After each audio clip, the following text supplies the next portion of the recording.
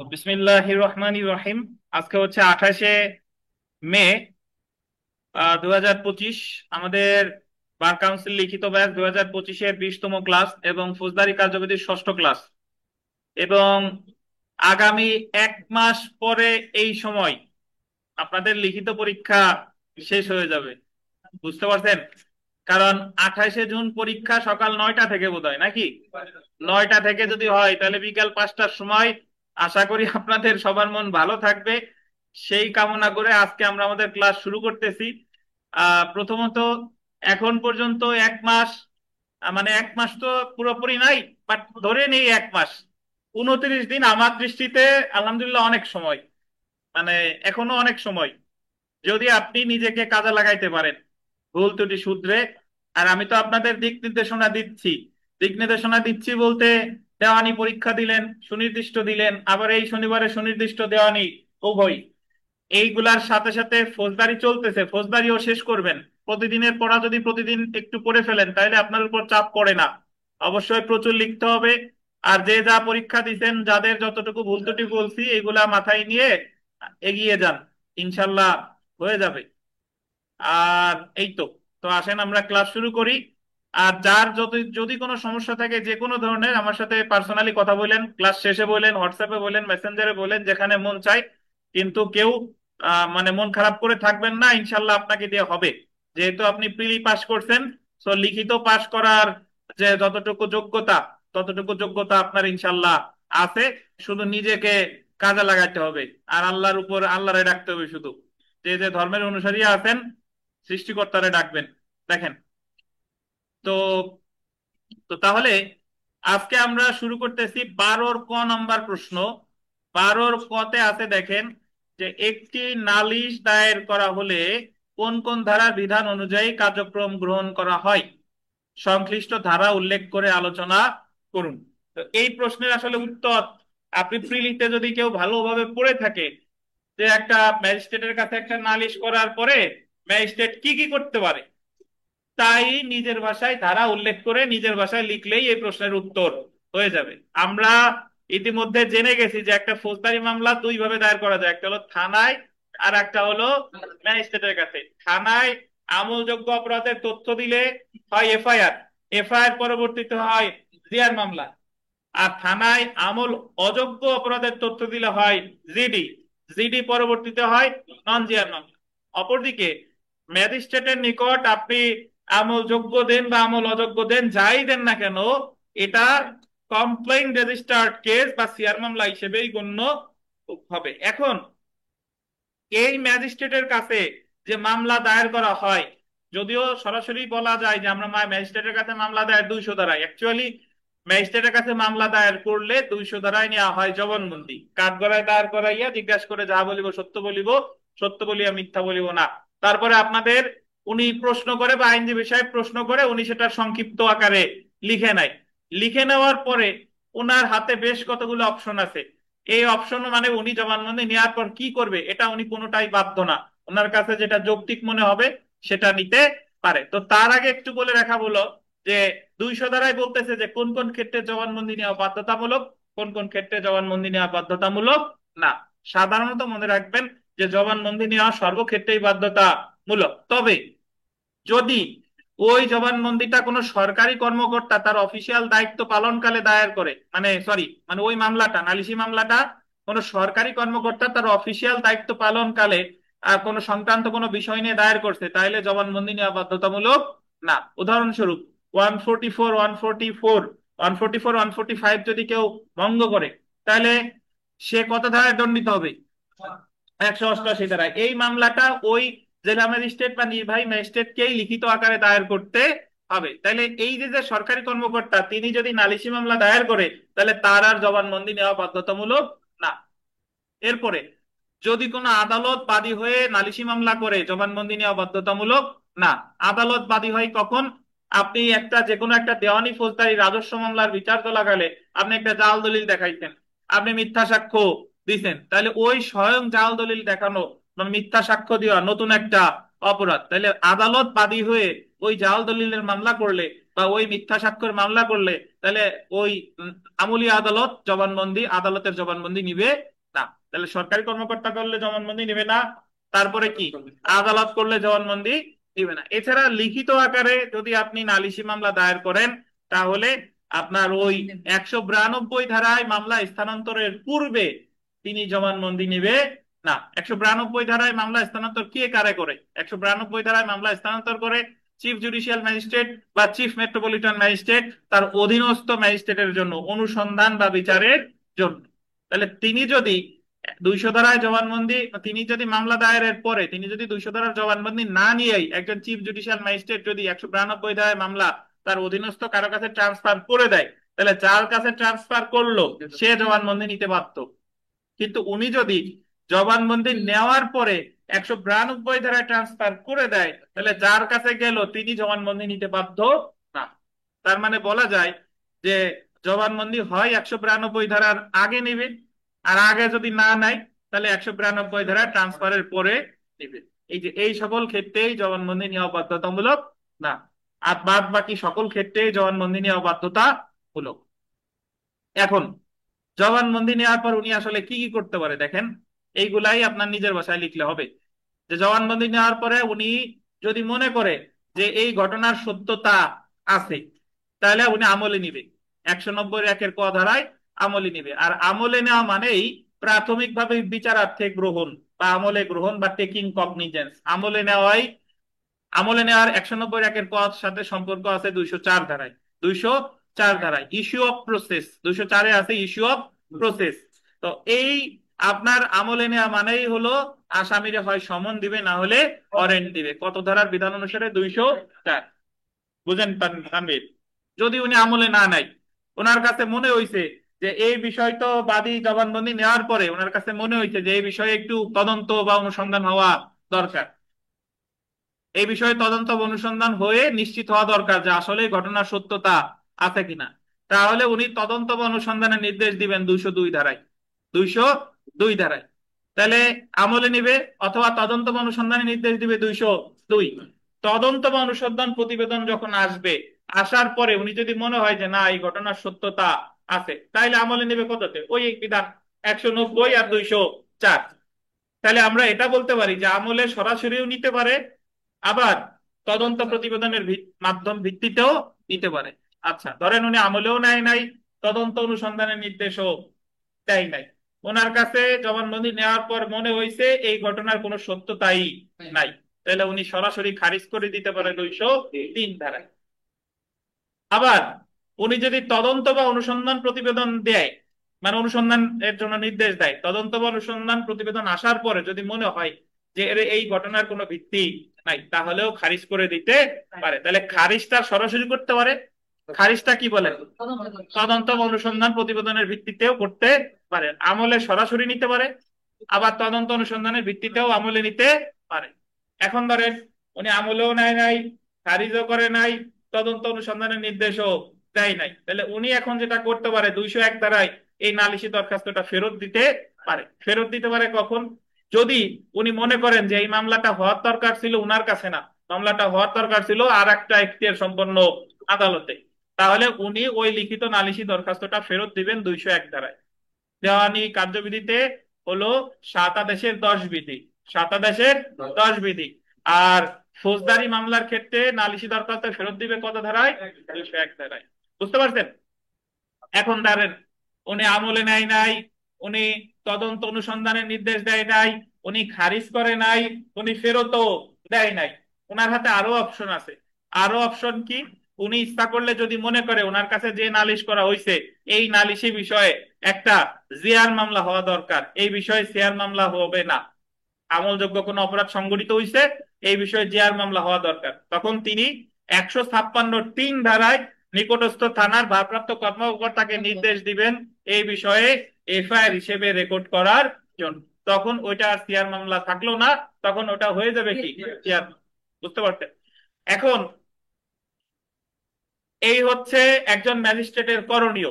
তাহলে এই কথাগুলোই আপনি ধারা উল্লেখ করে করে লিখলে একটা প্রশ্নের উত্তর হয়ে যায়। তো আসেন আমরা উত্তরে চলে আসি।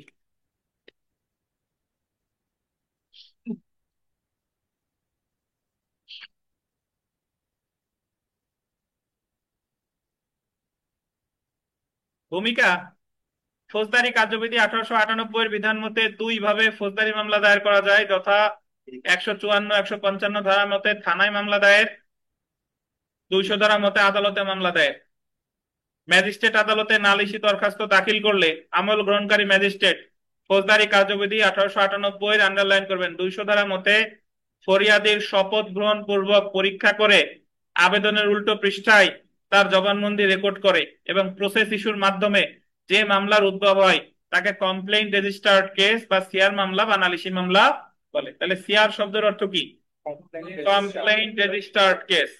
ফৌজদারি কার্যবিধি 1898 এর 4-1 বর্গীয় জ ধারা মতে নালিশি দরখাস্ত বলতে আইন অনুসারে ব্যবস্থা গ্রহণের উদ্দেশ্যে ম্যাজিস্ট্রেটের নিকট কোনো ব্যক্তি কর্তৃক কোনো অপরাধ সংগঠনের, আন্ডারলাইন করবেন, লিখিত বা মৌখিক অভিযোগ করাকে বোঝায়। কি অভিযোগ?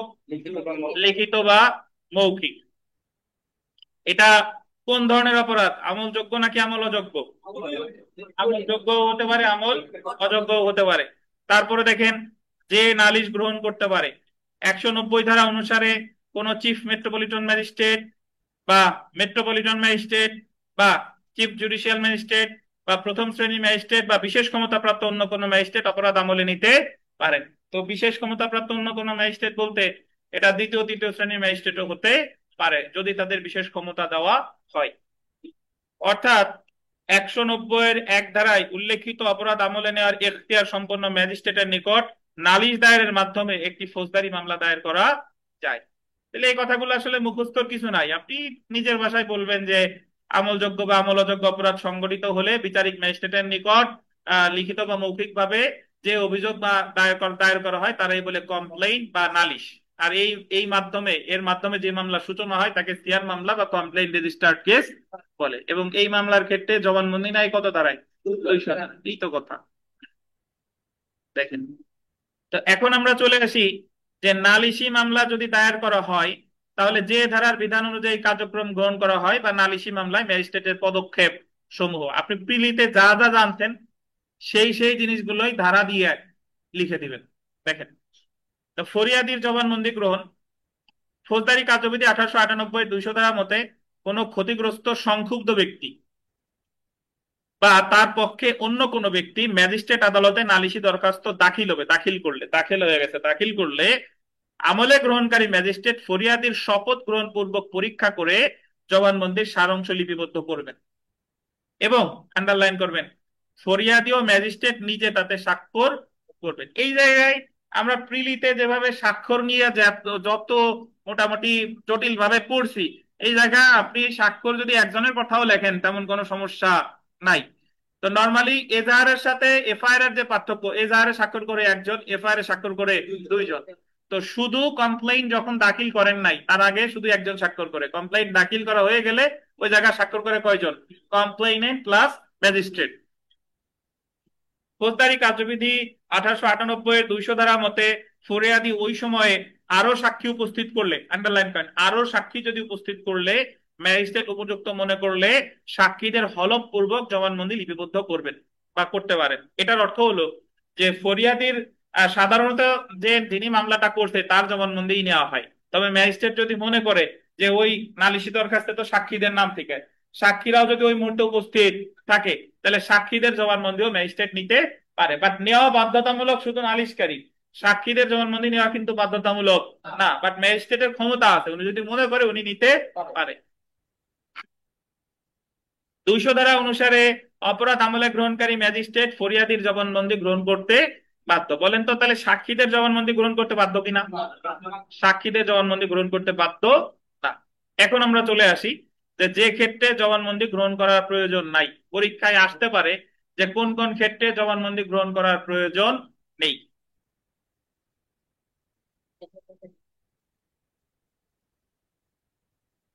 ফৌজদারি কার্যবিধি 200 ধারা অনুসারে নিম্নলিখিত ক্ষেত্রে নালিশকারীর জবানবন্দি গ্রহণের প্রয়োজন নাই। যে ক্ষেত্রে লিখিত আকারে নালিশ করা হয় সেই ক্ষেত্রে 192 ধারার অধীন মামলা স্থানান্তর করার পূর্বে নালিশকারী বা উপস্থিত সাক্ষী যদি থাকে জবানবন্দি গ্রহণ বা পরীক্ষা করার প্রয়োজন নাই। নালিশটা কোন আকারে করছে?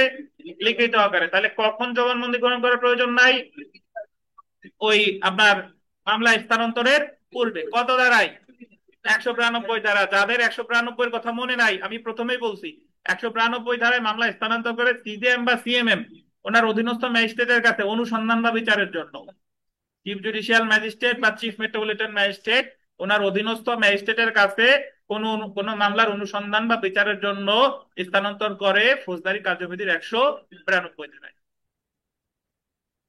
আচ্ছা, যে কোনো মামলায় যে ক্ষেত্রে আদালত লিখিত আকারে নালিশ দায়ের করে, এই যে যে ক্ষেত্রে এই মামলাটা দায়ের করছে স্বয়ং কে? আদালত। একটু আগেই বলছি, তানভীর বলেন তো আদালত আবার বাদী হবে কেন? আদালত তো নিজেই মামলার বিচার করে, সে আবার বাদী হবে কেন? তানভীর, কোন ক্ষেত্রে হয়?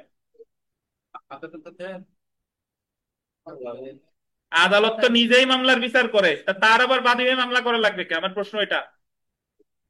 মামলা এখানে নতুন অপরাধ ছিল না। কেমনে নতুন অপরাধ কেমনে করছে বলেন? যে যদি এরকম হয় যে মিথ্যা সাক্ষী দিছে বা কোনো ধরনের মিথ্যা কোন একটা মামলার বিচার হচ্ছে, এখন বিচারের সময় আরিফ সাহেব সাক্ষী দিতে গেছে, ওনারা এই যে কাশফুলের বিরিয়ানি খাওয়াইতে চাইছে যে যা সাক্ষী আমি দিয়ে আসবানি, অমুকের যাওয়া লাগবে না।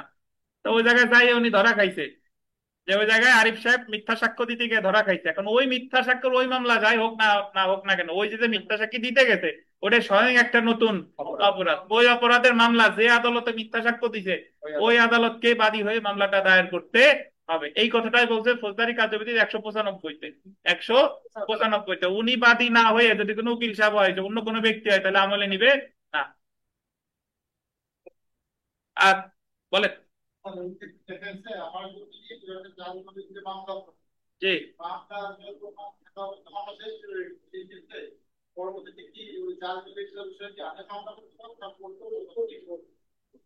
জাল দলিল কোথায় দেখাইছে? হ্যাঁ, এটা হলো আপনার পার্সোনাল সমস্যা নাকি আপনার? আচ্ছা দেখেন, আসেন আমরা পড়ায় আসি। আমরা এটা আমাদের পড়া রিলেটেড না, আসেন পরে জিজ্ঞেস করেন। সরকারি কর্মকর্তা তার অফিসিয়াল দায়িত্ব পালনে লিখিত আকারে নালিশি দরখাস্ত দায়ের করে, সেই ক্ষেত্রেও নালিশকারীর বা উপস্থিত সাক্ষীর জবানবন্দি গ্রহণের প্রয়োজন নাই। এখন আপনি বলতে পারেন যে সরকারি কর্মকর্তা কিভাবে সে আবার নালিশ করতে পারে? ওই যে আমি কয়েকটা উদাহরণ দিই। 160 ধারায় তদন্তকারী কর্মকর্তা একজনকে লিখিত আকারে তলব করছে, বাট সে হাজির হয় নাই, তাহলে 174 ধারার যে মামলা দণ্ডবিধির হবে এটা ওই তদন্তকারী কর্মকর্তাকেই বাদী হয়ে দায়ের করতে হবে। তাহলে এই ক্ষেত্রে ওই তদন্তকারী কর্মকর্তা যদি লিখিত আকারে নালিশ করে তাহলে তার জবানবন্দি গ্রহণের প্রয়োজন নাই। অথবা 144 145 এর আদেশ যদি কেউ ভায়োলেট করে তাহলে সেই ক্ষেত্রে নির্বাহী ম্যাজিস্ট্রেটকে বাদী হয়ে মামলাটা করতে হবে। এই কথাটা বলা আছে 195। আর নির্বাহী ম্যাজিস্ট্রেট যদি লিখিত আকারের মামলা করে তাহলে তার জবানবন্দি নেওয়ার দরকার নাই, এটা বলছে 200। বুঝছেন? আচ্ছা,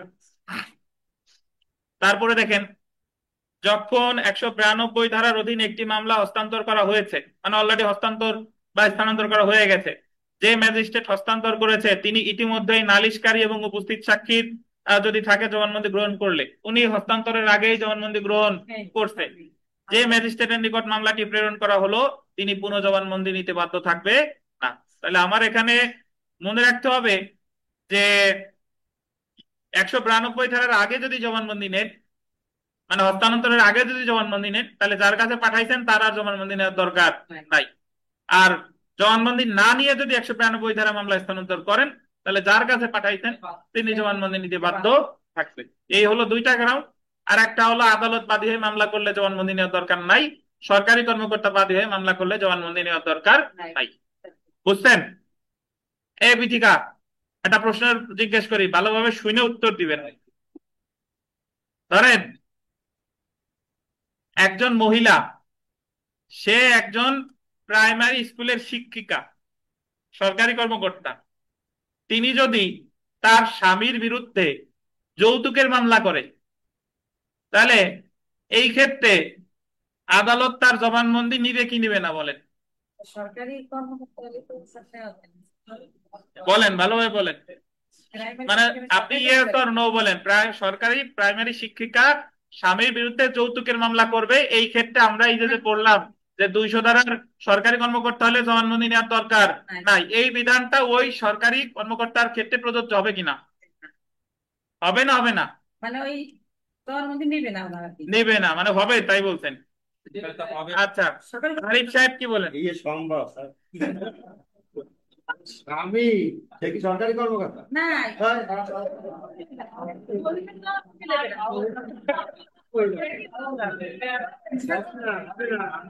এই যে এটা হবে না। সরকারি দায়িত্ব পালন করতে হবে।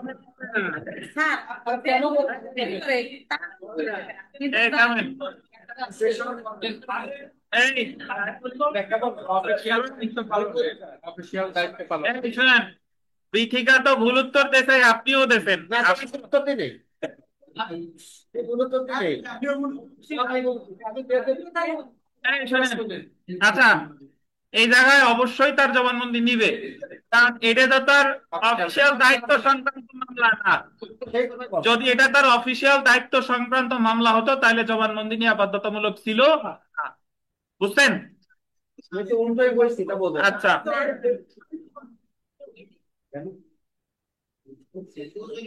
আচ্ছা ধন্যবাদ। তানভীর বুঝছেন? আচ্ছা এখন দেখেন, ম্যাজিস্ট্রেটের এখতিয়ার বহির্ভূত হলে তাহলে আমরা 200 ধারায় মোটামুটি জানলাম যে কখন জবানবন্দি নেওয়া বাধ্যতামূলক আর কখন জবানবন্দি নেওয়া বাধ্যতামূলক না। এখন আমরা চলে আসি ম্যাজিস্ট্রেটের এখতিয়ার বহির্ভূত। দেখেন ফৌজদারি কার্যবিধি 1898 এর 201 ধারা মতে যে ম্যাজিস্ট্রেটের নিকট নালিশ করা হয়েছে সেই ম্যাজিস্ট্রেটের যদি উক্ত মামলা আমলে নেওয়ার আন্ডারলাইন করেন এখতিয়ার না থাকে, তবে লিখিত নালিশে যথাযথ মন্তব্য লিখে উপযুক্ত আদালতে পেশ করার নির্দেশ দিয়ে নালিশ ফেরত দিবেন। ধরেন মামলাটা হওয়া উচিত ছিল উত্তরার উত্তরার জুডিশিয়াল ম্যাজিস্ট্রেটের কাছে, মানে ওই দায়িত্বপ্রাপ্ত যিনি তার কাছে না করে করছেন আর একজনের কাছে, অন্য থানার যে ম্যাজিস্ট্রেট দায়িত্বপ্রাপ্ত আছে তার কাছে যদি করেন তাহলে উনার কি এটা আমলে নেওয়ার এখতিয়ার আছে? তাহলে উনি যদি নালিশটা লিখিত আকারে হয় তাহলে নালিশটা যথাযথ আদালতে পাঠাই দিবেন। এছাড়া যদি লিখিত আকারে নালিশ দায়ের না করলে, যদি লিখিত আকারে নালিশ দায়ের না করা হয় অর্থাৎ মৌখিকভাবে নালিশ দায়ের করা হয় তাহলে ম্যাজিস্ট্রেট নালিশকারীকে উপযুক্ত আদালতে প্রেরণ করবে। এটা দুইটা জিনিস, যদি লিখিত আকারে করেন তাহলে নালিশটা ফেরত পাঠাবে, আর লিখিত আকারে করেন নাই মৌখিক আকারে করছেন তাহলে যে নালিশ করতে আসছে তারে পাঠাবে। বুঝছেন? কত ধারায়? 201 ধারায়। আচ্ছা এই জনি সাহেব বলেন তো, এই 201 ধারার বিধান দেওয়ানি কার্যবিধির কোন বিধানের মতো?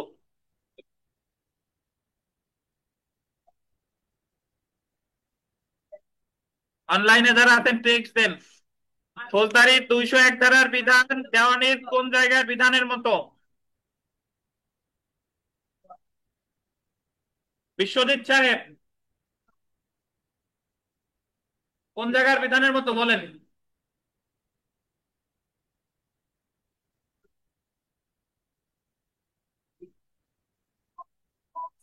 বলছি হেলাল কোন জায়গার? 7 আদেশের 10 আরজি ফেরত। 7 আদেশের 10 আরজি ফেরত আমরা দেওয়ানি কিন্তু শেষ করে আসছি, তো আপনার পারা উচিত 7 আদেশের 10 ওই যে এখতিয়ার ভিন আদালতে মামলা করলে আরজি ফেরত দেয়, এই জায়গা হলো ফৌজদারির ক্ষেত্রে 201।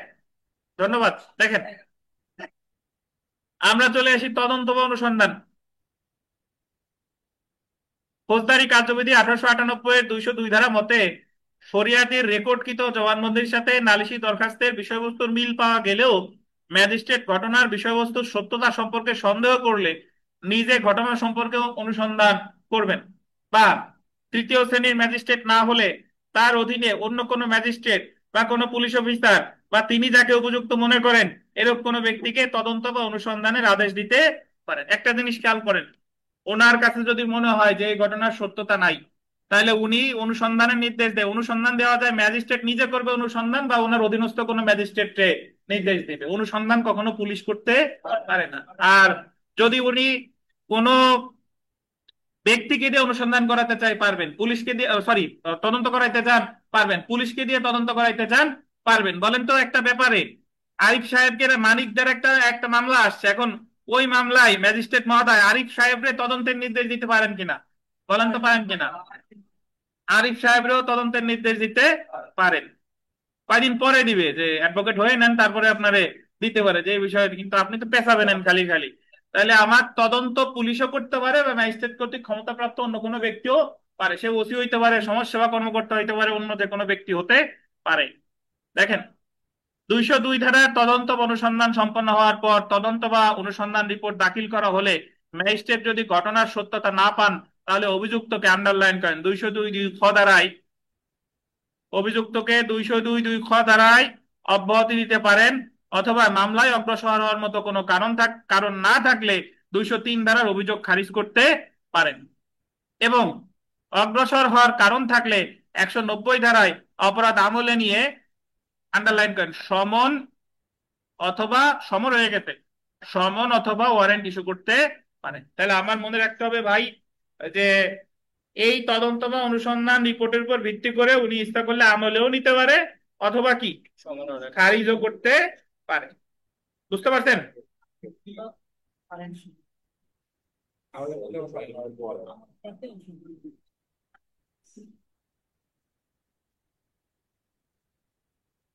আচ্ছা, এরপরে আমরা চলে আসি নালিশ খারিজ। ফৌজদারি কার্যবিধি 1898 এর 203 ধারা মতে আমলে গ্রহণকারী ম্যাজিস্ট্রেট কোনো অভিযোগ সরাসরি খারিজ করতে পারে। সরাসরি খারিজ অর্থ হলো যে ওনার কাছে মামলা করছে, করার সাথে সাথেই খারিজ, মানে ওনার কাছে মনে হয়েছে যে এই ঘটনার কোনো ভিত্তি নাই, এটা হলো সরাসরি খারিজ। অথবা দেখেন, 202 ধারায় তদন্ত বা অনুসন্ধান রিপোর্টের ভিত্তিতে, বা তদন্ত বা অনুসন্ধান রিপোর্ট যখন 202 ধারায় ওনার কাছে আসছে, পর্যালোচনা করে মনে হয়েছে এরকম কোনো ঘটনার অস্তিত্ব নাই, তাহলে সেই ক্ষেত্রেও খারিজ করতে পারে। অথবা আরেকটা খারিজ আছে, দেখেন, 204(3) ধারায় ফরিয়াদি প্রসেস ফি না দিলে ম্যাজিস্ট্রেট নালিশ খারিজ করতে পারে। সমন বা ওয়ারেন্ট জারির জন্য একটা নির্দিষ্ট প্রসেস ফি আছে, তো প্রসেস ফি যদি কেউ না দেয়, তাহলে যে খারিজটা করে সেটা হলো 204(3). 204(3), তাহলে খারিজ মোটামুটি দুই জায়গায় আছে, একটা হলো 203, আর একটা কত, 204(3). 204(3) ধারায় বলা হয়েছে যে প্রসেস ফি অর্থাৎ সমন বা পরোয়ানার জন্য ফি পরিশোধ না হওয়া পর্যন্ত ম্যাজিস্ট্রেট সমন বা পরোয়ানা প্রদান করবে না, এবং যদি এইরূপ ফি যুক্তিসঙ্গত সময়ের মধ্যে পরিশোধ না করা হয়, তাহলে ম্যাজিস্ট্রেট অভিযোগটি খারিজ করে দিতে পারে। তাহলে বিথিকা নালিশ খারিজ করে কয়টা ধারায়, কি কি? 203 আর 204(3).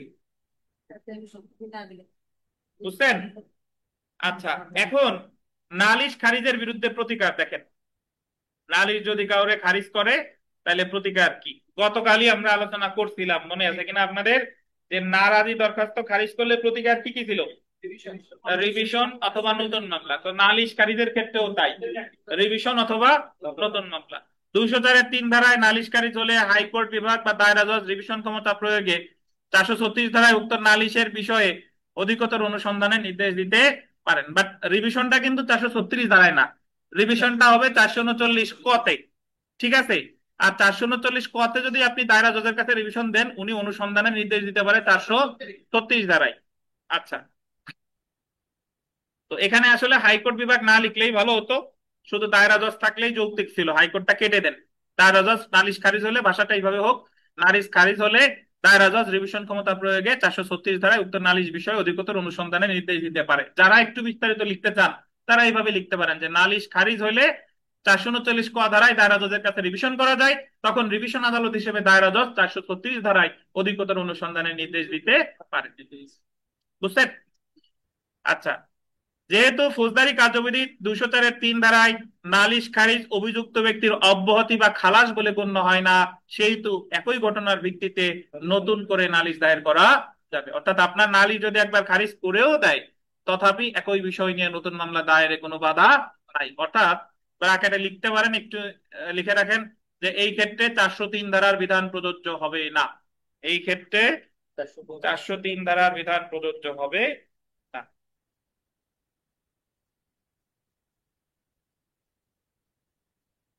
আচ্ছা, অনলাইনে যারা আছেন ভাই, আমাদের এই জুমের মানে পেইড ভার্সন, তো এটা আবার রিনিউ করা লাগবে, শেষ হয়ে গেছে। সো লাইনটা কেটে গেলে আপনারা সেম লিংকে আবার জয়েন করবেন, লিংক একই। আমি রিনিউ করতে গেলে এখন বেশ কয়েক মিনিট সময় নষ্ট হবে, এটা করতে যাচ্ছি না। লাইন কেটে গেলে আপনারা আবার এই একই লিংকে জয়েন করে নেবেন। 40 মিনিট পর পর কেটে যাবে আর কি। এখন তো রাতের মধ্যেই ঠিক হয়ে যাবে ইনশাল্লাহ। দেখেন এখন আমরা, আচ্ছা ধরেন আপনাদের প্রশ্ন এইভাবে আসছে, এই শুনেন সবাই শুনেন মনোযোগ দিয়ে। নালিশ খারিজ কি? নালিশ খারিজের বিরুদ্ধে প্রতিকার কি? 5 মার্ক। রুবেল কি লিখবেন বলেন, উত্তরে কি কি লিখবেন? মূল কথাটা কোনটা সেটাই তো জানতে চাইছি। কি ভূমিকায় কি লিখবেন?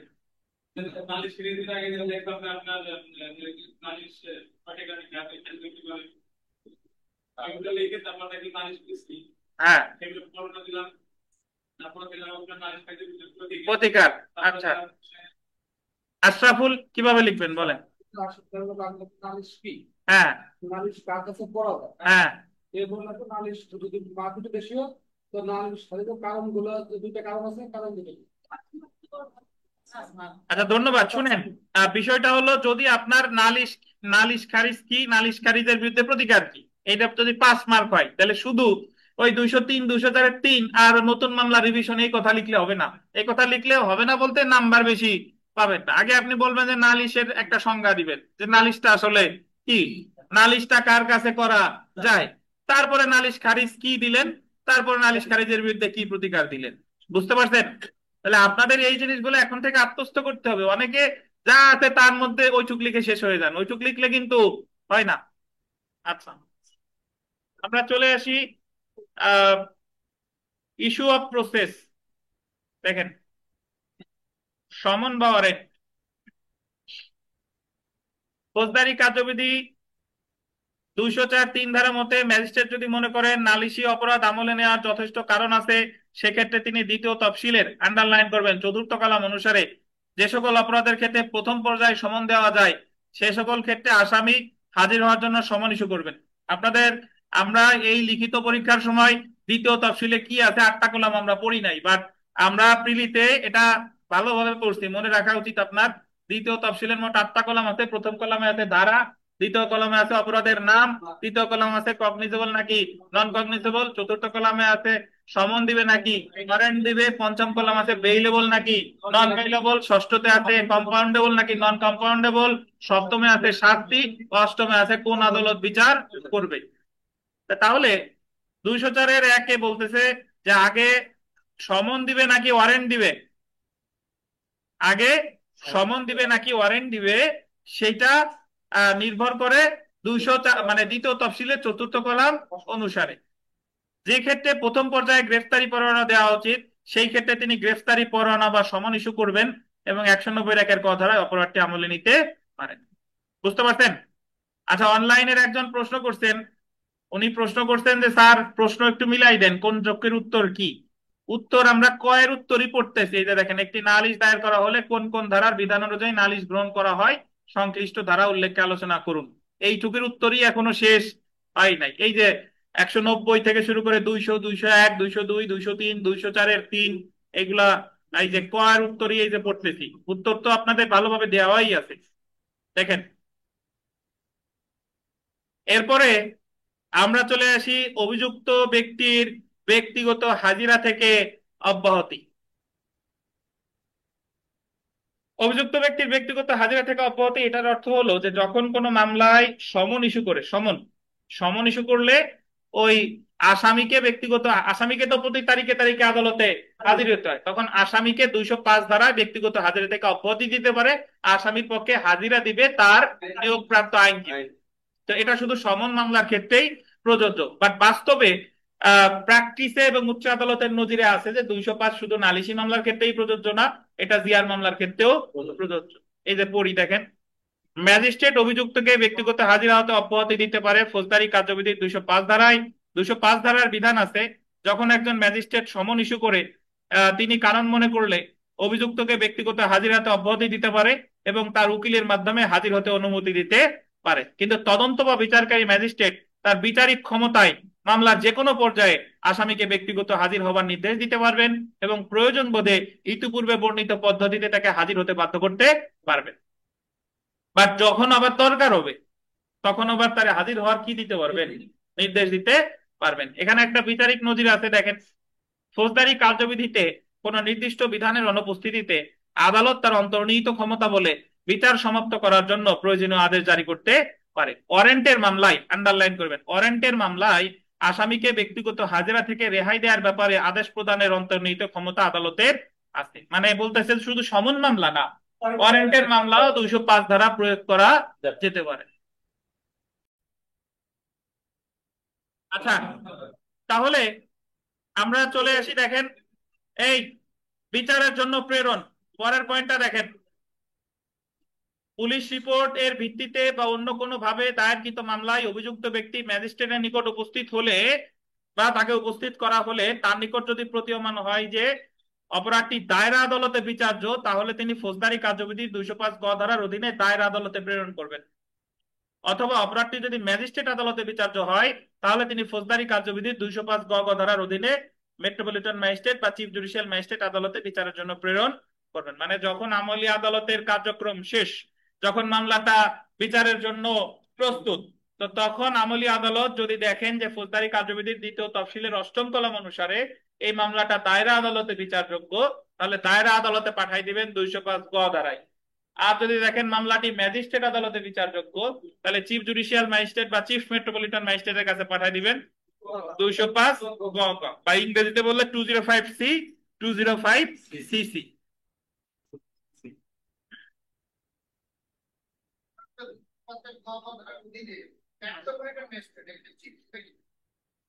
হ্যাঁ, চিফ লেখেন, চিফ মেট্রোপলিটন ম্যাজিস্ট্রেট। আচ্ছা, এখন আমরা চলে আসি কার্যক্রম স্থগিত, 205 ঘ ভিভিআই। এই 205 ঘ আমি একটু বুঝাই দেই। সেটা হলো যে একই বিষয় নিয়ে যদি একাধিক মামলা চলমান থাকে, তাহলে এই বিষয়টা কি হবে। এখন একই বিষয় নিয়ে ধরেন একটা কোর্টে না একটা নালিশি মামলা চলমান আছে, আর থানায় একটা তদন্ত চলমান আছে। এখন 205 ডি বলতেছে যে এই জায়গা নালিশি মামলাটা যে কোনো পর্যায়ে থাকতে পারে। ধরেন নালিশি মামলার আসামি, নালিশি মামলার তো আসামি ফিক্স থাকে যে অভিযুক্ত কারা কারা, তানভীর, আরিফ আর আশরাফুল, এদের বিরুদ্ধে নালিশি মামলা করা হয়েছে। তো এই নালিশি মামলাটা তদন্ত পর্যায়ে থাকতে পারে, অনুসন্ধান পর্যায়ে থাকতে পারে, ইভেন বিচারিক পর্যায়েও থাকতে পারে। ধরেন ইনাদের বিরুদ্ধে একটা ঘটনা নিয়ে গরু চুরির মামলা করা হয়েছে, ইনারা 3জন আসামি। আচ্ছা, ওই মামলাটা ধরেন যে কোনো পর্যায়ে আছে নালিশি মামলা। কিছুদিন পরে এই বিথিকা এই নালিশি মামলা করে ওনার মনের জ্বালা মেটে নাই, উনি থানায় গিয়ে জিয়ার মামলাও করছে। করার পরে যখন ম্যাজিস্ট্রেট মহোদয় জানতে পারবেন, যিনি যার আদালতে নালিশি মামলা আছে, তিনি যখন জানতে পারবেন যে একই বিষয় নিয়ে একটা পুলিশি তদন্ত চলমান আছে, তখন উনি উনার নালিশি মামলা যাবতীয় কার্যক্রম পোস্টপোন করবেন, স্থগিত করবেন, এবং পুলিশকে পুলিশ রিপোর্ট দিতে বলবেন যত দ্রুত সম্ভব। যারা যারা হাসছেন, পুলিশ রিপোর্টে তাদের নাম ঢুকাই দেবো এখন। দেখেন, যদি দেখা যায় যে পুলিশ রিপোর্টে তানভীর, আরিফ, আশরাফুল এরা নাই, এদের বদলে আছে আলামিন আর বাঁধন, মনুল ইসলাম বাঁধন, বুঝতে পারছেন। অথবা যদি টোটালি মিল না থাকে, দেখবে যে পুলিশ রিপোর্ট আসার পরে উনি দেখবে যে নালিশি মামলার আসামির সাথে পুলিশ রিপোর্টে যাদের নাম এসেছে তাদের আসামির সাদৃশ্য আছে কিনা। যদি সাদৃশ্য থাকে, তাহলে উভয় মামলা মার্জ, মার্জ ইংরেজিতে মার্জ বলে, মানে দুইটা মামলা হয়ে যাবে একই মামলা, একই মামলা হিসেবে চালাবে। আর যদি মিল না থাকে, তাহলে ওই মামলা তুমি তোমার গতিতে চলো, আর এই মামলা নালিশি মামলা নালিশি মামলার গতিতে চলবে। এখন আপনাদের দুই একজন প্রশ্ন করবেন যে স্যার, যদি একজনের মিল থাকে, যদি শুধু আরিফ সাহেব, পুলিশ রিপোর্টে শুধু আরিফ সাহেবের নাম আসছে, তানভীরের আর আশরাফুলের নাম আসে নাই, তাহলে সেক্ষেত্রে কি করবে, এটা আদালতের ক্ষমতা। আদালত ইচ্ছা করলে দুইটা মামলা একসাথে বিচার করতেও পারে। তাহলে মূল কথা হলো যে নালিশি মামলাটা যে কোনো পর্যায়ে থাকতে পারে, আর জিয়ার মামলাটা কোন পর্যায়ে থাকবে, তদন্ত পর্যায়ে। কোন মামলার কার্যক্রম স্থগিত করবে, নালিশি মামলার, এবং পুলিশ রিপোর্ট তলব করবে। তলব করার পর উভয় মামলার আসামিদের নামের যদি মিল থাকে, তাহলে উভয় মামলা একসাথে বিচার করবে, একটা মামলা হয়ে যাবে, এবং ধরে নেওয়া হবে যে উভয় মামলা দায়ের হয়েছে পুলিশ রিপোর্টের ভিত্তিতে। আর যদি আসামিদের মিল না থাকে, তাহলে ওই মামলা ওই মামলার গতিতে, এই মামলা এই মামলার গতিতে। এটাই হলো ফৌজদারি কার্যবিধির 205D বা 205 ঘ।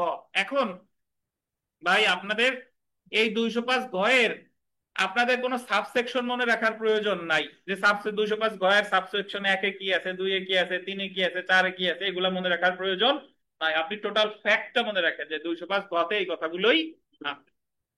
আর যার সাবসেকশন মনে রাখবেন সে তো ভালো, ভালোর তো কোনো শেষ নাই, কিন্তু পাশের জন্য শুধু 205 ঘ মনে রাখলেই হলো। কিন্তু যে জায়গা ভালো করতে যাবেন সেই জায়গা খারাপ হওয়ার সম্ভাবনা তত বেশি।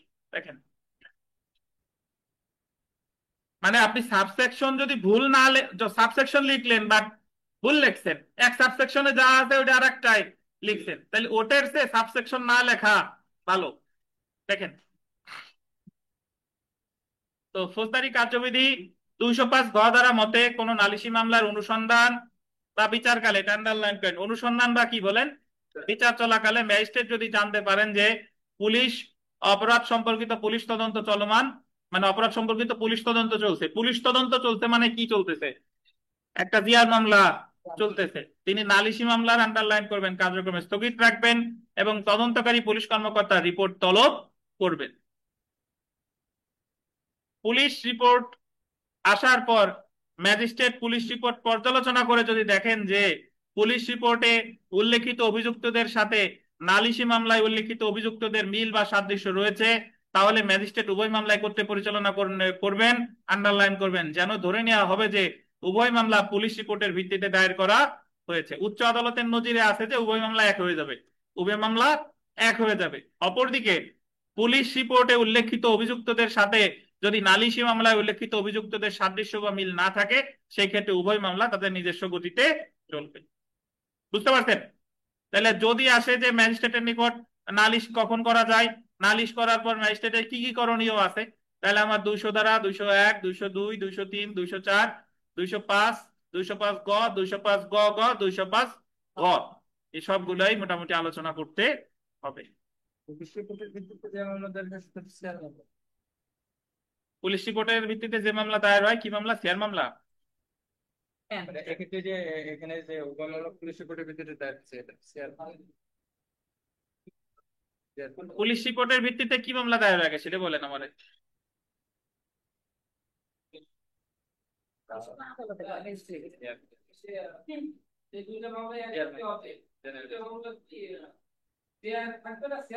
শেয়ার।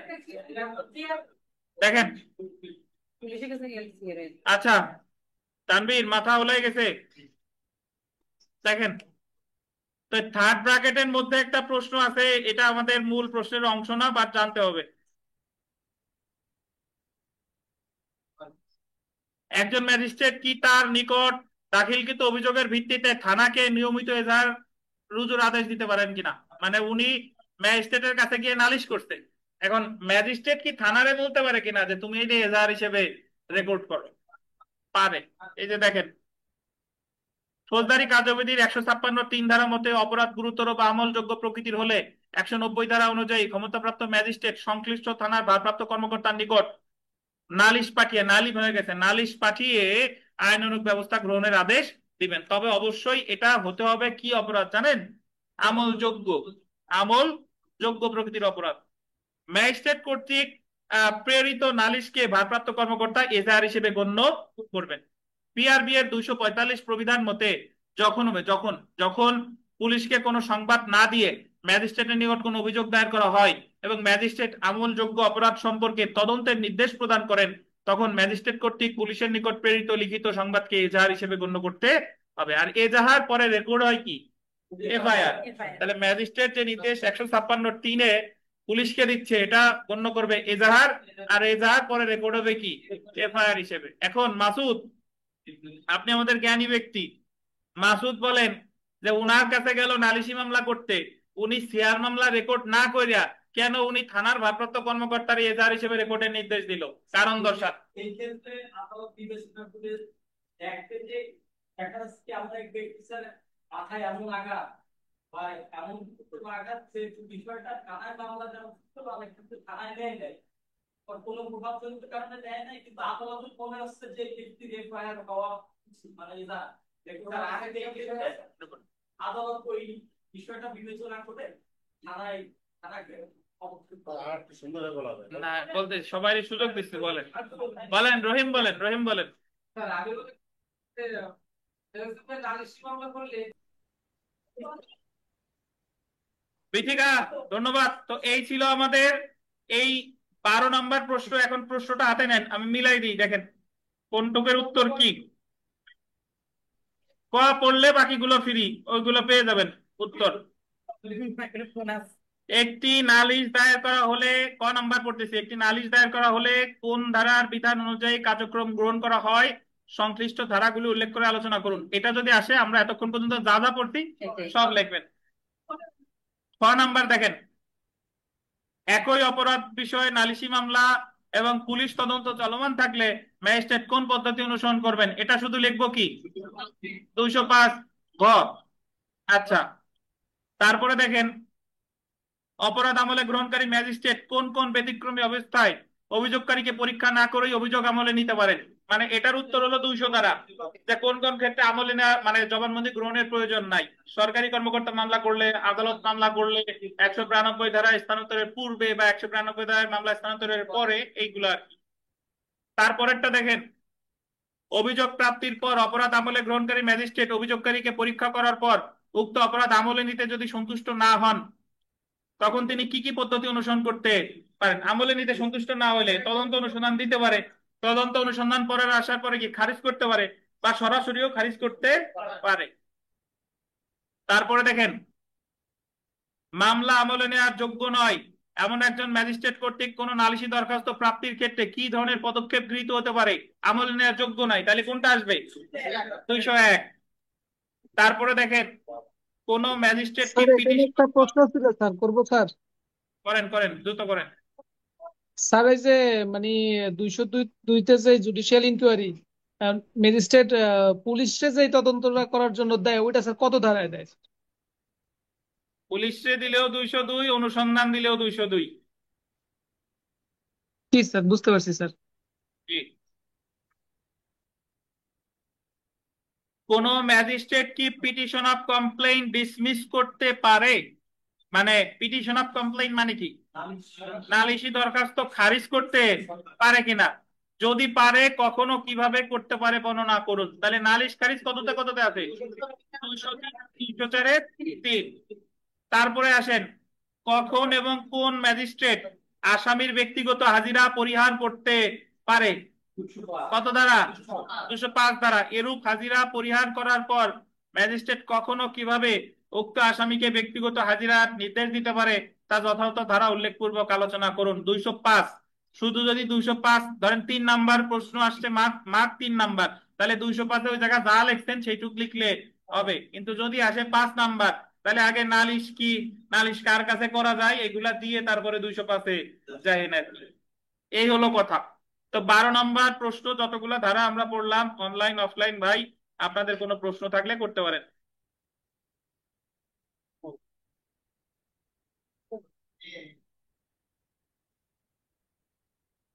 অনলাইনে কারো প্রশ্ন আছে? আচ্ছা, অনলাইনে আমি একজনে জিজ্ঞাসা করি, প্রশ্ন তো নাই, আমি একজনে জিজ্ঞাসা করি। এই কানন সাহেব শুনতে পাচ্ছেন? জি স্যার। কানন সাহেব বলেন তো, 205-এ যে ব্যক্তিগত হাজিরা থেকে অব্যাহতি, এরকম একটা ধারা এর আগে আমরা পড়ছি, সেই ধারাটা কত? 116 স্যার। ওখানে কি আছে বলেন। 116 স্যার হলো আহ, আদালত 107 থেকে 110 ধারায় শান্তিরক্ষা পদচারণের ক্ষেত্রে আহ, মুচলেকা সম্পাদনের আদেশ যে ব্যক্তিকে দিবে, সেই ব্যক্তিকে ব্যক্তিগত হাজিরা থেকে অব্যাহতি দিয়ে ম্যাজিস্ট্রেটের মাধ্যমে, মানে সরি, আইনজীবীর মাধ্যমে হাজিরা দেওয়ার অনুমতি দিবে স্যার। আচ্ছা, আপনি প্রায় সঠিক। সেটা শান্তি রক্ষার মুচলেকার ক্ষেত্রে ব্যক্তিগত হাজিরা থেকে অব্যাহতি 116, সদাচরণের ক্ষেত্রে প্রযোজ্য হবে না। জি। তো অনলাইনে ভাই যারা আছেন, আপনাদের কোনো প্রশ্ন আছে কিনা, বা অফলাইনে যারা আছে প্রশ্ন আছে কিনা বলেন, নাইলে আমরা পরের প্রশ্নে চলে যাই।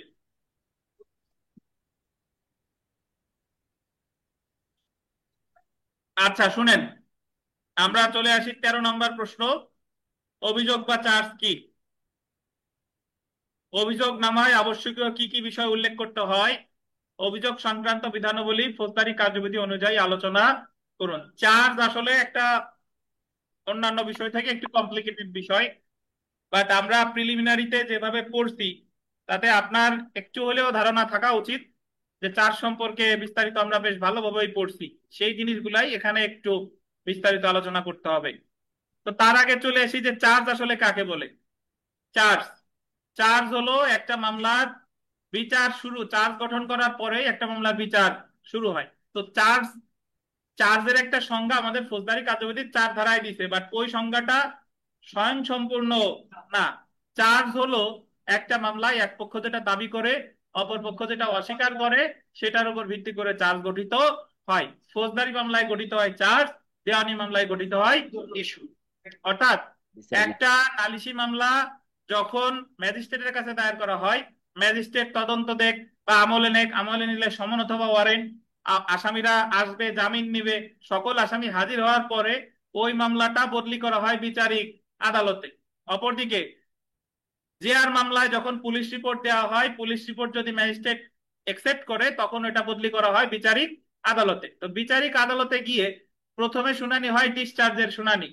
ডিসচার্জের শুনানি যেদিন হবে সেই দিনই চার্জ গঠন করা হবে। আদালত যদি মনে করে যারা যারা অব্যাহতি দেওয়া দরকার তারা তারা অব্যাহতি দিবে, আর অব্যাহতি না দিলে তাদের বিরুদ্ধে চার্জ গঠন করবে এবং তাদেরকে জিজ্ঞাসা করা হয় যে আসামি অমুক অমুক অমুক, আপনাদের বিরুদ্ধে দণ্ডবিধির এত এত ধারায় চার্জ গঠন করা হলো, আপনারা কি দোষী নাকি নির্দোষ? তো তখন তারা যদি বলে নির্দোষ, তো চার্জ তো গঠন হয়ে গেল। আর যদি বলে দোষী, তখন আদালত ইচ্ছা করলে তারে তাৎক্ষণিকভাবে শাস্তি দিতেও পারে অথবা বিচার শুরু করতেও পারে। এটা আদালতের বিবেচনামূলক ক্ষমতা, এটা পরে আসতেছি। বাট এই যে আদালত যে চার্জ গঠন করলো, এই চার্জ গঠনে ভাষা কি, চার্জ গঠনের কি কি উপাদান, চার্জ গঠনে কি কি উল্লেখ থাকবে, এই সকল বিষয় সম্পর্কে আলোচনা করছে। বা চার্জে যদি ভুল থাকে সেটার ফলাফল কি হবে, একবার চার্জ গঠন করার পর চার্জ পরিবর্তন করা যাবে কিনা, এই যে বিস্তারিত যে বিধিবিধান এই সম্পর্কে আলোচনা করেছে ফৌজদারি কার্যবিধির 221 ধারা থেকে 240 ধারা পর্যন্ত। তো আমরা একটু চার্জ বা অভিযোগের কি সংজ্ঞা কি এটা একটু পড়ি। দেখেন, প্রথমে চলে আসি চার্জ বা অভিযোগ। তো আমি একটু বলে রাখি, এই জায়গায় চার্জ বা অভিযোগের সংজ্ঞা অনেক বড় করে দেওয়া আছে, আপনার এত বড় দেওয়ার দরকার নাই।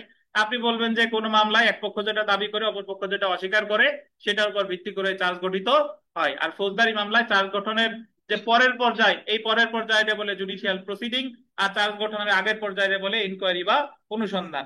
এই তো কথা। আর চার্জ গঠনের মাধ্যমে একটা ফৌজদারি মামলার বিচার প্রক্রিয়া শুরু হয়। আর চার্জ সম্পর্কে আলোচনা করছে 221 থেকে 240 ধারা পর্যন্ত, এইটুকুই যা যতটুকু বুঝেন আর কি। দেখেন, ফৌজদারি কার্যবিধিতে অভিযোগের কোনো নির্দিষ্ট ব্যাখ্যা দেওয়া হয়নি। ধারা 4-1 গ অনুযায়ী অভিযোগ বলতে একাধিক শিরোনাম সম্বলিত অভিযোগের যে কোনো শিরোনামকে অন্তর্ভুক্ত করে। দারুণ ব্যাখ্যা, একাধিক শিরোনাম সম্বলিত অভিযোগের যে কোনো শিরোনামকে অন্তর্ভুক্ত করে। এটারে এইভাবে ব্যাখ্যা করা যেতে পারে যে একজন ব্যক্তির বিরুদ্ধে, ধরেন সে চুরি করছে, সে ব্যভিচার করছে, সে আঘাত করছে, তাহলে চুরির জন্য তার বিরুদ্ধে চার্জ গঠন করলো 379, ব্যভিচারের জন্য 497, আঘাতের জন্য 323। তাহলে এই যে একাধিক শিরোনাম, একাধিক শিরোনাম মানে হলো একাধিক ধারা, একাধিক শিরোনাম সম্বলিত অভিযোগের যে কোনো শিরোনামকে অন্তর্ভুক্ত করে। তাহলে এই মামলায় ধারা 3টা, তাহলে চার্জ কয়টা? 3টা। মামলা একটা, কিন্তু চার্জ কয়টা? 3টা। যতগুলো ধারা চার্জ ততগুলো। বুঝতে পারছেন? এই আর কি, যে 4-1 গ মনে থাকলে দিয়ে, না থাকলে এটা এত জটিল ব্যাখ্যা দেওয়ার প্রয়োজন নাই। চার্জ হচ্ছে কোনো ব্যক্তির বিরুদ্ধে দেওয়া নির্দিষ্ট অভিযোগের একটি সংক্ষিপ্ত বিবৃতি, যাতে ওই ব্যক্তি প্রাথমিকভাবে তার বিরুদ্ধে আনীত অভিযোগ সম্পর্কে জানার অধিকারী। চার্জ গঠন হলো ফৌজদারি কার্যক্রমের একটি গুরুত্বপূর্ণ ধাপ। এটি আন্ডারলাইন করুন, বিচার পর্যায় থেকে তদন্তকে পৃথক করে। বিচার পর্যায় থেকে অনুসন্ধান, তদন্তকে এটা অনুসন্ধান লেখেন।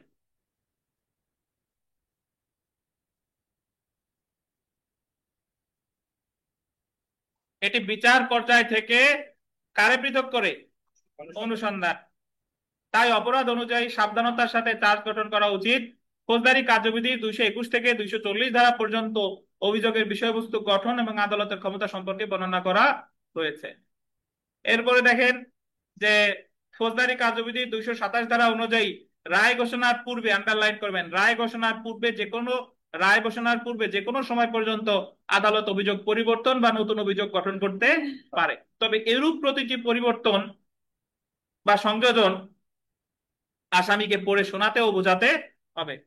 মানে এটা বিস্তারিত পড়বো যে রায় ঘোষণার পূর্ব পর্যন্ত যে কোনো সময়, ধরেন চার্জ গঠন করতে চুরি, এখন রায় ঘোষণার পূর্ব পর্যন্ত এই চুরির চার্জকে ক্রিমিনাল ব্রেস অফ ট্রাস্টে ও রূপান্তর করতে পারে, যে কোনো সময় চার্জ পরিবর্তন করতে পারে বা নতুন চার্জ গঠন করতে পারে। উল্লেখ্য যে অভিযোগটি ইংরেজিতে বা আদালতের ভাষায় লিখিত হতে হবে। উপযুক্ত আলোচনা হতে বোঝা যায় যে চার্জ হচ্ছে একটি লিখিত বিবরণ যাতে একজন অভিযুক্ত ব্যক্তি কর্তৃক কৃত অপরাধের সময়, স্থান, প্রকৃতি এবং যে ব্যক্তি বা বস্তুর বিরুদ্ধে অপরাধ করা হয়েছে তার বর্ণনা ও আইনের যে ধারার অধীনে আসামি অভিযুক্ত করা হয়েছে তা উল্লেখ থাকবে। আপনি এভাবে লিখবেন যে চার্জ হলো মামলার একটি পর্যায় যেখানে মামলার এক পক্ষ যেটা দাবি করে অপর পক্ষ সেটা কি করে, অস্বীকার করে, তাকেই বলে হচ্ছে চার্জ। দেওয়ানি মামলা একে বলে কি, ইস্যু। ফৌজদারি কার্যবিধিতে 221 থেকে 240 ধারা পর্যন্ত চার্জ সম্পর্কে আলোচনা করা হয়েছে। চার্জে অপরাধের স্থান, সময়, প্রকৃতি, আসামির নাম এগুলা চার্জে উল্লেখ থাকে। আর চার্জ গঠনের মাধ্যমে একটা ফৌজদারি মামলার বিচার শুরু হয়। এই তো কথা, এইটুকু লিখলেই হবে। তো আমাদের বিরতি এই মুহূর্তের নামাজের বিরতি দেখেন 6টা 40-এ বিরতির কথা ছিল, 6টা 39 বাজে, 1 মিনিট আগে বিরতি। আমাদের পরবর্তীতে ক্লাস শুরু হবে 7টা 5 মিনিটে, এক্সাক্ট 7টা 5 মিনিটে। যাদের ব্রেক দরকার, চা, ড্রিঙ্কস ব্রেক বা টি ব্রেক নিয়ে নেন। 7টা 5 মিনিটে আবার আমরা ক্লাসে জয়েন করব, নতুন লিঙ্ক দিব, সেই লিঙ্কে জয়েন করবেন, আমি লিঙ্ক দিব আবার। ধন্যবাদ। হ্যাঁ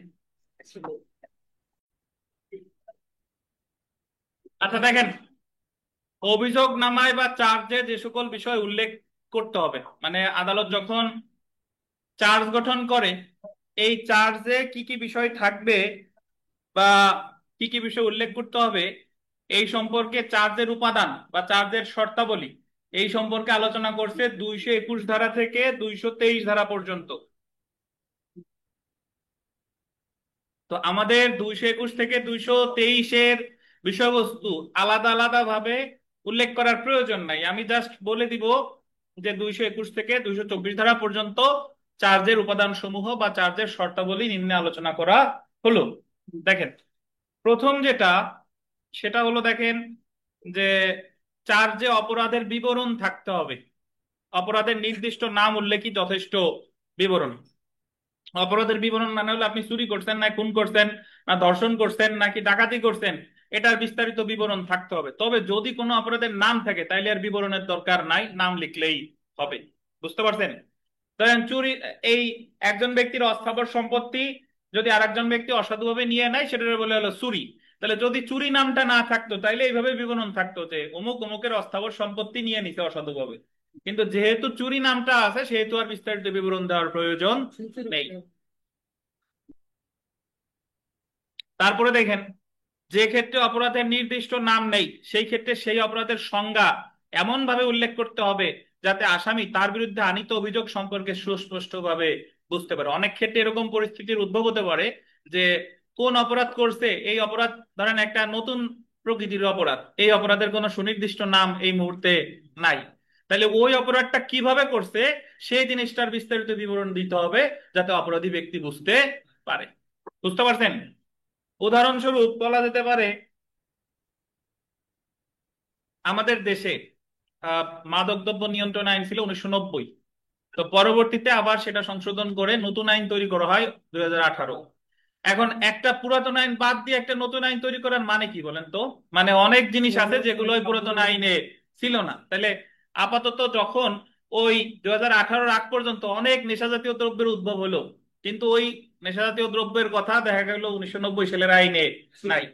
তাইলে না থাকলেও সংশ্লিষ্ট যতটুকু কাছাকাছি যে ধারায় শাস্তি দেওয়া যায় তাহলে উল্লেখ করবে যে অমুক জাতীয় দ্রব্য দ্বারা সেই নেশাগ্রস্ত হইছে। বাট যদি নাম থাকে নাম ইয়াবা তাহলে সরাসরি নাম লিখে দিবে কি ইয়াবা, আর না যদি না থাকে তাহলে বিবরণ দিবে বিস্তারিত যে কেমনে কি। বুঝতে পারছেন? যে 3 নাম্বার দেখেন, যে আইন বা যে ধারা অনুসারে অপরাধ করা হয়েছে বলে উল্লেখ করা হয়েছে তা চার্জে উল্লেখ করতে হবে। কোন আইনের কোন ধারা, কোন আইনের কোন ধারা বলে অপরাধটা করছে, এটা কি দণ্ডবিধি নাকি নারী ও শিশু নির্যাতন দমন আইন নাকি আপনার অন্য যে কোনো অপরাধ সংক্রান্ত আইন, এটা চার্জে বিস্তারিত উল্লেখ থাকবে, ধারা উল্লেখ থাকবে, আইনও উল্লেখ থাকবে। আসামির আন্ডারলাইন করবেন পূর্ববর্তী দণ্ডের ঘটনা, তারিখ ও স্থান উল্লেখ করতে হবে। কোন আসামি যদি পূর্ববর্তী কোনো অপরাধ করে, পূর্ববর্তী, তাহলে পূর্ববর্তী অপরাধের দণ্ডের ঘটনার তারিখ ও স্থান উল্লেখ করতে হবে। অনেক সময় হয় না যে একজন চোর, সে আগেও একবার চুরি করছে, আবার নতুন করে মামলা হয়েছে, তাহলে সে যদি আগে কোনো মামলায় চুরির সাজা পেয়ে থাকে, কবে পাইছে, কি মামলা, কত তারিখ, এগুলো বিস্তারিত চার্জে উল্লেখ থাকবে। চার্জে যা যা উল্লেখ থাকবে, এটা কে করে, আইনজীবী নাকি বিচারক বলেন তো? বিচারক করে। এই জায়গায় আইনজীবীর কিন্তু কোনো দায় দায়িত্ব নাই, ভুল করলেও করবে কে, বিচারক। বলেন বলেন। পূর্ববর্তী অপরাধ হচ্ছে বর্ণনা উল্লেখ আছে, দেখো সেম প্যাটার্নের অপরাধ হইতে পারে। সেম প্যাটার্নও হতে পারে, আলাদাও হতে পারে। দেখেন, সেম প্যাটার্ন হলে এই মামলায় প্রাসঙ্গিকতা বেড়ে যায়, আর আলাদা হইলেও প্রাসঙ্গিকতা থেকে কিন্তু অতটা থাকে না। ধরেন চুরি করছে আগে, তার মানে বলা যায় ইওর অনার দেখেন, এই যে অভ্যাসগত চোর আগেও চুরি করছে, চুরি করে নাই, সে আগে অন্য একটা অপরাধ করছে, তাহলে বলা যায় ইওর অনার এই যে যে অপরাধী দেখেন আগে একবার সাজা পাইছে, এর অপরাধ করার প্রবণতা আছে। দেখেন, চার্জের মধ্যে অভিযোগকৃত অপরাধের সময় ও স্থান আন্ডারলাইন করেন, সময় ও স্থান, কোন সময় কোন স্থানে করছে এটা অবশ্যই উল্লেখ থাকবে। যেটা গুরুত্বপূর্ণ সেটা হলো 6 নম্বর পয়েন্টটা দেখেন, আসামিকে যখন অপরাধমূলক বিশ্বাসভঙ্গের অথবা অসাধুভাবে অর্থ আত্মসাতের অভিযোগে চার্জ গঠন করা হয়, তখন সম্পূর্ণ দফা বা সুনির্দিষ্ট তারিখ উল্লেখ না করে যে পরিমাণ টাকা সম্পর্কে অপরাধ করা হয়েছে মোটামুটি ভাবে তাই, এবং যে তারিখ সমূহের মধ্যে অপরাধ করা হয়েছে তাই উল্লেখ করলে যথেষ্ট হবে। তবে প্রথম থেকে শেষ তারিখের ব্যবধান 1 বছরের বেশি হবে না। এটার অর্থ আসলে কি, একটু ব্যাখ্যা করা দরকার। তার আগে বোঝা দরকার অপরাধমূলক বিশ্বাসভঙ্গ কি, সম্পত্তি আত্মসাৎ কি। আচ্ছা, অপরাধমূলক বিশ্বাসভঙ্গ হলো যে দীর্ঘদিনের সম্পর্ক ছিল, বিশ্বাসের সম্পর্ক ছিল, চুক্তিগত সম্পর্ক ছিল, তারপরে আপনার টাকা পয়সা সম্পত্তি সে আত্মসাৎ করে নিয়ে গেছে, এটা হলো অপরাধজনক বিশ্বাসভঙ্গ। আর শুধু অর্থ আত্মসাৎ তো বুঝেন, একজনের অর্থ ধরেন রহিমের 1 লাখ টাকা ধার নেই, আমি আর জীবনও ফেরত দেই নাই, এটাই হলো অর্থ আত্মসাৎ। এখন আমাদের ফৌজদারি কার্যবিধির 222 ধারায় বলেছে যে যদি এমন পরিস্থিতির উদ্ভব হয় যে ধরেন প্রাণ আরএফএল গ্রুপে একজন ব্যক্তি চাকরি করে, এখন প্রাণ আরএফএল গ্রুপের ওই মালিক কর্তৃপক্ষ একটা পর্যায়ে গিয়ে বুঝতে পারলো যে ওই লোকটা দীর্ঘদিন যাবতীয় আত্মসাৎ করে আসতেছে, কিন্তু টের পাওয়া গেছে কিছুদিনের মধ্যে, তাহলে এই ক্ষেত্রে তো কবে সুনির্দিষ্ট কোন কোন দিন আত্মসাৎ করছে এরকম কোনো বিধান কিন্তু নাই। তাহলে বিচারক মহোদয় এই ক্ষেত্রে উল্লেখ করতে পারে যে আনুমানিক এত তারিখ থেকে এত তারিখের মধ্যে আনুমানিক এত টাকা আত্মসাৎ করেছে, আনুমানিক 10 কোটি টাকা আত্মসাৎ করেছে জানুয়ারির 1 তারিখ থেকে ডিসেম্বরের 10 তারিখের মধ্যে। বা যে ক্ষেত্রে আপনি আনুমানিক কথাগুলো লিখবেন, সেই ক্ষেত্রে এই আনুমানিকের ব্যবধান 1 বছরের বেশি হবে না। বুঝেন কিনা, আনুমানিকের ব্যবধান কি 1 বছরের বেশি হবে না। এখন অনেকে প্রশ্ন করেন যে স্যার যদি 1 বছরের বেশি হয় তাইলে কি হবে? 1 বছরের বেশি আনুমানিক হইলে 1 বছরের বেশি হইতে পারবে না, কিন্তু যদি সুনির্দিষ্ট তারিখ আপনি দেখাইতে পারেন যে জানুয়ারি 2024-এর 1 তারিখে এত নিছে, 25-এর 1 তারিখে এত নিছে, 26-এর 1 তারিখে এত নিছে, 28-এর 1 তারিখে, মানে দিনগুলো সব কি সুনির্দিষ্ট, তাইলে তো আর 1 বছরের বিধান প্রযোজ্য না।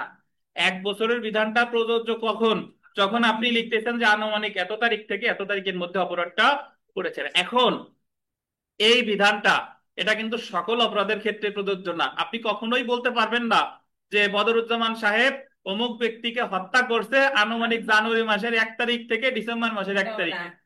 হত্যার ক্ষেত্রে আনুমানিক কিন্তু হয় না, বুঝতে পারছেন?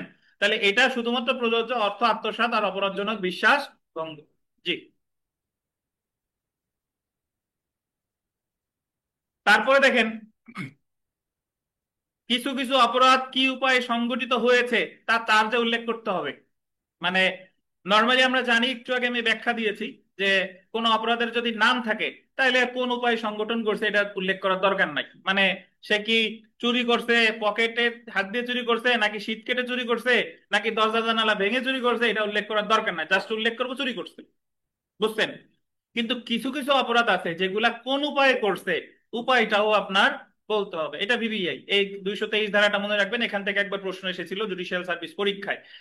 তো এই অপরাধ, তিনটা অপরাধ মনে রাখতে হবে। একটা হলো দেখেন প্রতারণা।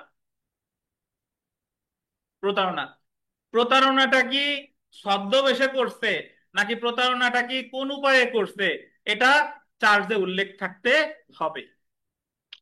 মিথ্যা সাক্ষ্যদান বা সাক্ষ্যদান, মিথ্যা সাক্ষ্যদানটা কি কোন সরকারি কর্মকর্তার কাছে করছে নাকি বিচারিক কার্যক্রমে করছে, এই উপায়টা উল্লেখ থাকতে হবে। তারপরে দেখেন সরকারি কর্মচারীকে দায়িত্ব পালনে বাধা দান। সরকারি কর্মচারীকে দায়িত্ব পালনে কিভাবে বাধা দিছে? ক্রিমিনাল ফোর্স করছে নাকি আপনার হার্ট করছে? ওই যে আপনার মনে নাই 332-33, 332-33, অথবা আপনার ওই যে 353, সরকারি কর্মকর্তারে তার দায়িত্ব পালন থেকে বিরত রাখার উদ্দেশ্যে অপরাধজনক বল প্রয়োগ অথবা আক্রমণ, ক্রিমিনাল ফোর্স অর অ্যাসল্ট। তো কোন উপায়ে করছে, এই উপায়গুলো তিনটা অপরাধের ক্ষেত্রে ব্যাখ্যা থাকতে হবে। একটা হলো কি কি বলেন? প্রতারণা, মিথ্যা সাক্ষ্য দান, সরকারি কর্মচারীকে তার দায়িত্ব পালনে কি বাধা দান। এবং 223 ধারাটা, এটা গোল দিয়ে 3টে স্টার দেন।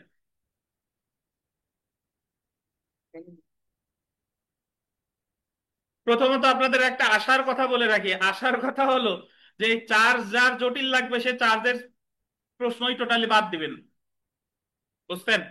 চার্জ যদি জটিল লাগে এটা পড়ার প্রয়োজন নাই। আচ্ছা, যেরকম আমি আপনাদের দেওয়ানির ক্ষেত্রে বলছিলাম যে ডিক্রিজারি আর আপিল যদি জটিল লাগে তাহলে ডিক্রিজারি আর আপিল কি বাদ দিবেন। তবে আমি বিশ্বাস করি যে আমাদের পড়ার পরে এখানে জটিল লাগার কথা না। চার্জে আমাদের মোটামুটি তাহলে কি কি উপাদান থাকতে হবে, এগুলো কমন সেন্স। চার্জে অপরাধের নাম থাকবে, কোন স্থানে করছে, কোন সময় করছে, তারপরে পূর্ববর্তী অপরাধ করছে কিনা, আত্মসাৎ বা বিশ্বাসভঙ্গ হলে আনুমানিক কত তারিখ থেকে কত সময়ের মধ্যে করছে। আর তিনটা অপরাধ আছে, যে তিনটা অপরাধের সুনির্দিষ্টভাবে উপায়টা উল্লেখ করতে হবে: প্রতারণা, মিথ্যা সাক্ষ্য দান, আর একটা হলো সরকারি কর্মচারীকে দায়িত্ব পালনে কি বলেন বাধা দান। আচ্ছা, এখন আমরা 224 ধারা, এটা পরীক্ষার জন্য গুরুত্বপূর্ণ না, এটা 224 ধারা মনে না রাখলেও সমস্যা নাই, বাট একটু দেখে যাই। ফৌজদারি কার্যবিধি 224 ধারা মতে যে আইন অনুসারে অপরাধ দণ্ডনীয়, চার্জে উল্লেখিত শব্দের অর্থ সেই আইন অনুসারে করতে হবে। অর্থাৎ আপনি যদি দণ্ডবিধি অনুসারে চার্জ গঠন করেন তাহলে ধর্ষণের সংজ্ঞা দণ্ডবিধিতে যেমন আছে সেটাই মানতে হবে। এই ক্ষেত্রে নারী শিশুর ধর্ষণের সংজ্ঞা আনলে হবে না, বুঝেন কিনা? আর যদি নারী ও শিশু নির্যাতন দমন আইনের অধীন চার্জের গঠন করেন তাহলে ধর্ষণের সংজ্ঞা নারী ও শিশু নির্যাতন দমন আইনে যা আছে সেটাই মানতে হবে। এই জায়গায় আবার দণ্ডবিধির রেফারেন্স টেনে আনলে হবে না। তাহলে যে আইনে চার্জ গঠন করতে হবে সেই আইন অনুসারে চার্জের শর্তাবলী ব্যাখ্যা করতে হবে। এটাই কত ধারা? 224 ধারা। আচ্ছা, এখন যে জিনিসটা আপনাদের কাছে একটু জটিল লাগে এটা আমরা একটু দেখি যে চার্জে ভুলের ফলাফল। চার্জে ভুলের ফলাফল তো জটিলের আসলে কিছু নাই। আহ চার্জে ভুলের ফলাফল, যদি চার্জে ভুল করে কে করবে বলেন তো? আইনজীবী করে? চার্জে ভুল করলে কে করে? ম্যাজিস্ট্রেট বা বিচারক করে নাকি?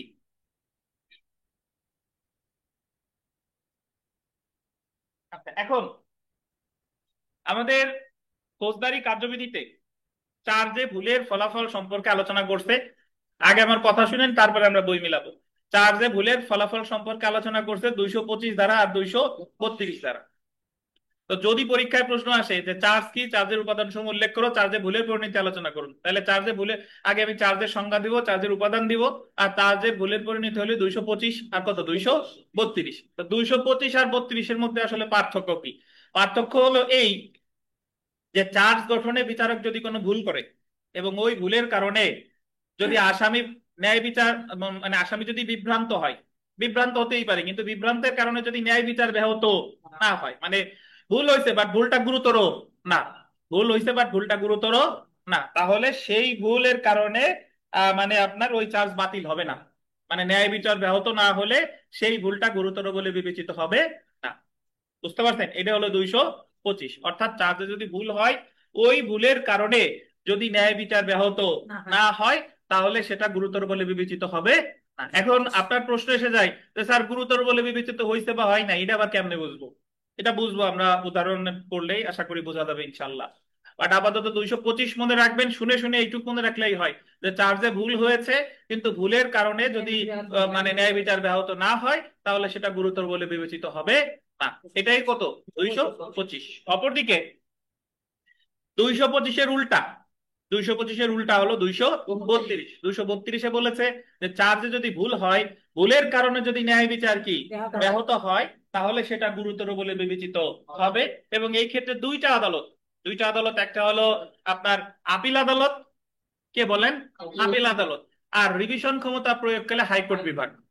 আপিল আদালত আর রিভিশন ক্ষমতা প্রয়োগকালে হাইকোর্ট বিভাগ ওই চার্জকে বাতিল করে দিতে পারে এবং নতুন চার্জ গঠন করে বিচারের নির্দেশ দিতে পারে।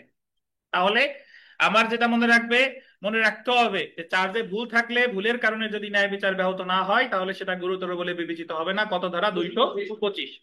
আর চার্জে যদি ভুল থাকে, ভুলের কারণে যদি ন্যায় বিচার ব্যাহত হয়, তাহলে সেটা গুরুতর বলে বিবেচিত হবে।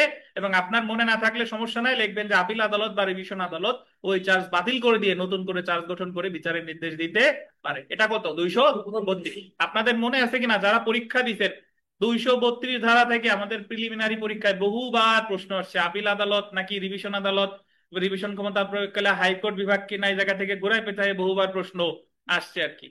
তো এই জায়গায় আপিল আদালত নাকি রিভিশন আদালত এইগুলা না লিখলেও হয়, জাস্ট লিখবেন যে উচ্চ আদালত ওই চার্জ বাতিল করে দিতে পারে। জি, তাহলে না, চার্জ বাতিল করার দায়িত্ব অবশ্যই উচ্চ আদালত, কারণ আপনি তো নালিশ করতেছেন, চার্জে যে ভুল আছে এর বিরুদ্ধে আপনি নালিশ করতেছেন কার কাছে? উচ্চ আদালতের কাছে। আচ্ছা, তা আমরা চার্জের ভুলের পরিণতি সম্পর্কে একটু পড়ি। দেখেন, চার্জে ভুলের পরিণতি সম্পর্কে 225 ও 232 ধারা আলোচনা করা হয়েছে। 225 ধারা অনুসারে চার্জে ভুলের কারণে যদি ন্যায় বিচার ব্যাহত না হয়, তাহলে তা গুরুতর বলে বিবেচিত হবে না। অপরদিকে 232 ধারা অনুসারে চার্জে ভুলের কারণে যদি ন্যায় বিচার ব্যাহত হয়, তবে উক্ত ভুল গুরুতর বলে বিবেচিত হবে এবং উচ্চ আদালত উক্ত চার্জ বাতিল করতে পারে। আপনাদের অনেকেই উত্তর লেখেন এইটুক, 225 আর 232 এইটুক লিখে শেষ। এবং পাবলিক ইউনিভার্সিটির একটা ছেলে লেখছে এইভাবে যে উত্তর 1 পাতায় 10 মার্কের উত্তর শেষ, 1 পাতায়, তার মানেও একেবারে খুব এক কথায় উত্তর শেষ। তো আসার কথা হলো যে আমি আপনাদের লেখা থেকে আশান্বিত যে আপনারা এইভাবে যদি প্রস্তুতি নেন, লেখেন, যে এখানে যে যত নাম্বার পান না কেন, দিন দিন আপনাদের ইমপ্রুভ হচ্ছে। আশা করি শেষ পর্যায়ে গিয়ে আমরা ওই ট্রেনের ছাদে উঠি বা ওই রড ধরি না কেন, ইনশাল্লাহ পার হওয়া যাবে আর কি। আচ্ছা, দেখেন, তাহলে আমরা চলে আসি ধারা 225, চার্জে ভুলের পরিণতি। ফৌজদারি কার্যবিধির 225 ধারা মতে চার্জ বা অভিযোগে অপরাধের বর্ণনা বা অন্য কোনো তথ্য পরিবেশনার সময়, আন্ডারলাইন করবেন, কোনো ভুল হলে বা কোনো কিছু বাদ পড়লে যদি আসামি বিভ্রান্ত না হয় বা ন্যায় বিচার ব্যাহত না হয়, তাহলে তা মামলার কোনো পর্যায়ে গুরুতর বলে বিবেচিত হবে না। আপনাদের মধ্যে অনেকেই একটা বাংলা বানান ভুল করেন, গুরুতরতে তর নিচে একটা ব ফলা দিয়ে দেন। গুরুতরতে তর নিচে ব ফলা দেওয়ার প্রয়োজন নেই। অর্থাৎ এই ধরনের ভুলের কারণে মামলার বিচারে কোনো ধরনের ব্যাঘাত সৃষ্টি হবে না। তো এটা মুখস্থ করার কোনোই প্রয়োজন নাই যে চার্জে ভুল আছে, এটা ন্যায় বিচার ব্যাহত হয় নাই, তাহলে সেটা গুরুতর বলে বিবেচিত হবে না। কত ধারা? 225 ধারা। এবার দুইটা উদাহরণ দেখি। দেখেন, উদাহরণ 1, এখান থেকে সরাসরি চার্জ থেকে আমার মতে যে প্রশ্নগুলো আসতে পারে, এই প্রবলেমেটিক প্রশ্ন আসতে পারে। দেখেন, কাবিরকে দণ্ডবিধির 242 ধারায় চার্জ করা হয়েছে যে সে জাল মুদ্রা রেখেছে এবং যখন সে উহা দখলে এনেছে তখন তা জাল বলে জানতো, কিন্তু উক্ত চার্জে প্রতারণা শব্দটি বাদ পড়েছে। মানে কাবির একজন ব্যক্তি, তার বিরুদ্ধে মামলা হয়েছে, মামলায় চার্জ গঠন করা হয়েছে যে জাল মুদ্রা দখলে রাখছে, আর যখন সে জাল মুদ্রা দখলে রাখছে ওই মুহূর্তে সে জানতো যে ওইটা জাল মুদ্রা, কিন্তু ওই চার্জে বিচারক মহোদয় ভুল করে প্রতারণা শব্দটা লেখে নাই। বুঝতে পারছেন? এখন এখানে উক্ত শব্দটি বাদ যাওয়া গুরুতর বলে বিবেচিত বলে গণ্য হবে না। এখন আপনারা যারা বুঝেন না তাদের জন্য বুঝাই। এখন কাবির যায় যদি বলে যে ওনার দেখছেন আমার চার্জে কিন্তু প্রতারণা শব্দটা নাই, তো আমার এই জায়গাতে বিচারিক আদালত যে শাস্তি দিছে এই শাস্তি বৈধ হয় নাই, আমার এই শাস্তি বাতিল করেন। বুঝছেন? তখন আপিল আদালত বা রিভিশন আদালত বলবে যে কাবির তুমি ভাব ধরো না, কেন, ওই জায়গা যদিও প্রতারণার কথা বলা নাই, বাট চার্জে বলা আছে যে তুমি জাল মুদ্রা রাখছো এবং তুমি তা জানিয়ে শুনেই রাখছো। আর একজন ব্যক্তি জাল মুদ্রা তো তার হবি না, জাল মুদ্রা কালেক্ট করা কি তার শখ না? জাল মুদ্রা অবশ্যই সে জেনে শুনে রাখছে, তার তো একটা খারাপ উদ্দেশ্য আছে। সো এখানে প্রতারণা শব্দটা বাদ পড়লেও তেমন কোনো ক্ষতি হয় নাই। সো এখানে এই ভুল গুরুতর বলে বিবেচিত হবে না। বুঝতে পারছেন? আচ্ছা, উদাহরণ 2-এ চলে আসি।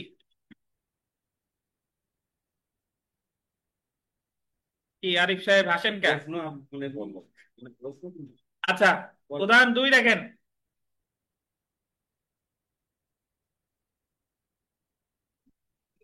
এটা এটা একটু প্যাচের উদাহরণ, এটা একটু দেখেন। ক এর বিরুদ্ধে 1882 সালের গোল্ডেন 21 জানুয়ারি খোদা বক্স নামক এক ব্যক্তিকে হত্যার অভিযোগ করা হয়েছে। ক একজন আসামি, তার বিরুদ্ধে অভিযোগ হয়েছে যে ক তুমি 1882 সালের 21 জানুয়ারি ক হত্যা করেছে কাকে? খোদা বক্সকে। এই নাম আমার বানানো না, আপনাদের ফৌজদারি কার্যবিধিতেই আছে। এটা ফৌজদারি কার্যবিধির উদাহরণ। আর নাটক যেটা দেখছেন সিকান্দার বক্স নাকি? দেখেন তাহলে ক এর বিরুদ্ধে অভিযোগ করছে 1882 সালের 21 জানুয়ারি সে হত্যা করেছে খোদা বক্সকে। মাথা ঠান্ডা করে বুঝেন। কিন্তু প্রকৃতপক্ষে নিহত ব্যক্তির নাম হায়দার বক্স।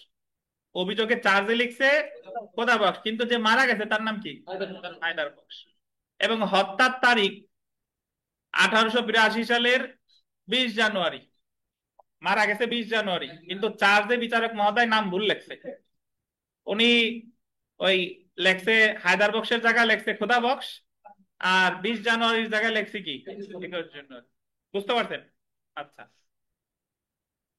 ক কেবলমাত্র একটি হত্যাকাণ্ডেই অভিযুক্ত হয়েছে এবং ম্যাজিস্ট্রেট কর্তৃক অনুসন্ধানকালে শুনেছে যে উহা কেবলমাত্র হায়দার বক্সের হত্যা সম্পর্কিত। আদালত ইহা ধরে নিতে পারেন যে ক বিভ্রান্ত হয়নি এবং অভিযোগের ভুল নগণ্য। বইয়ের উদাহরণগুলো বুঝতে হলে একটু জটিল হয়ে যায়, আরো বেশ কিছু কথা বলা লাগে।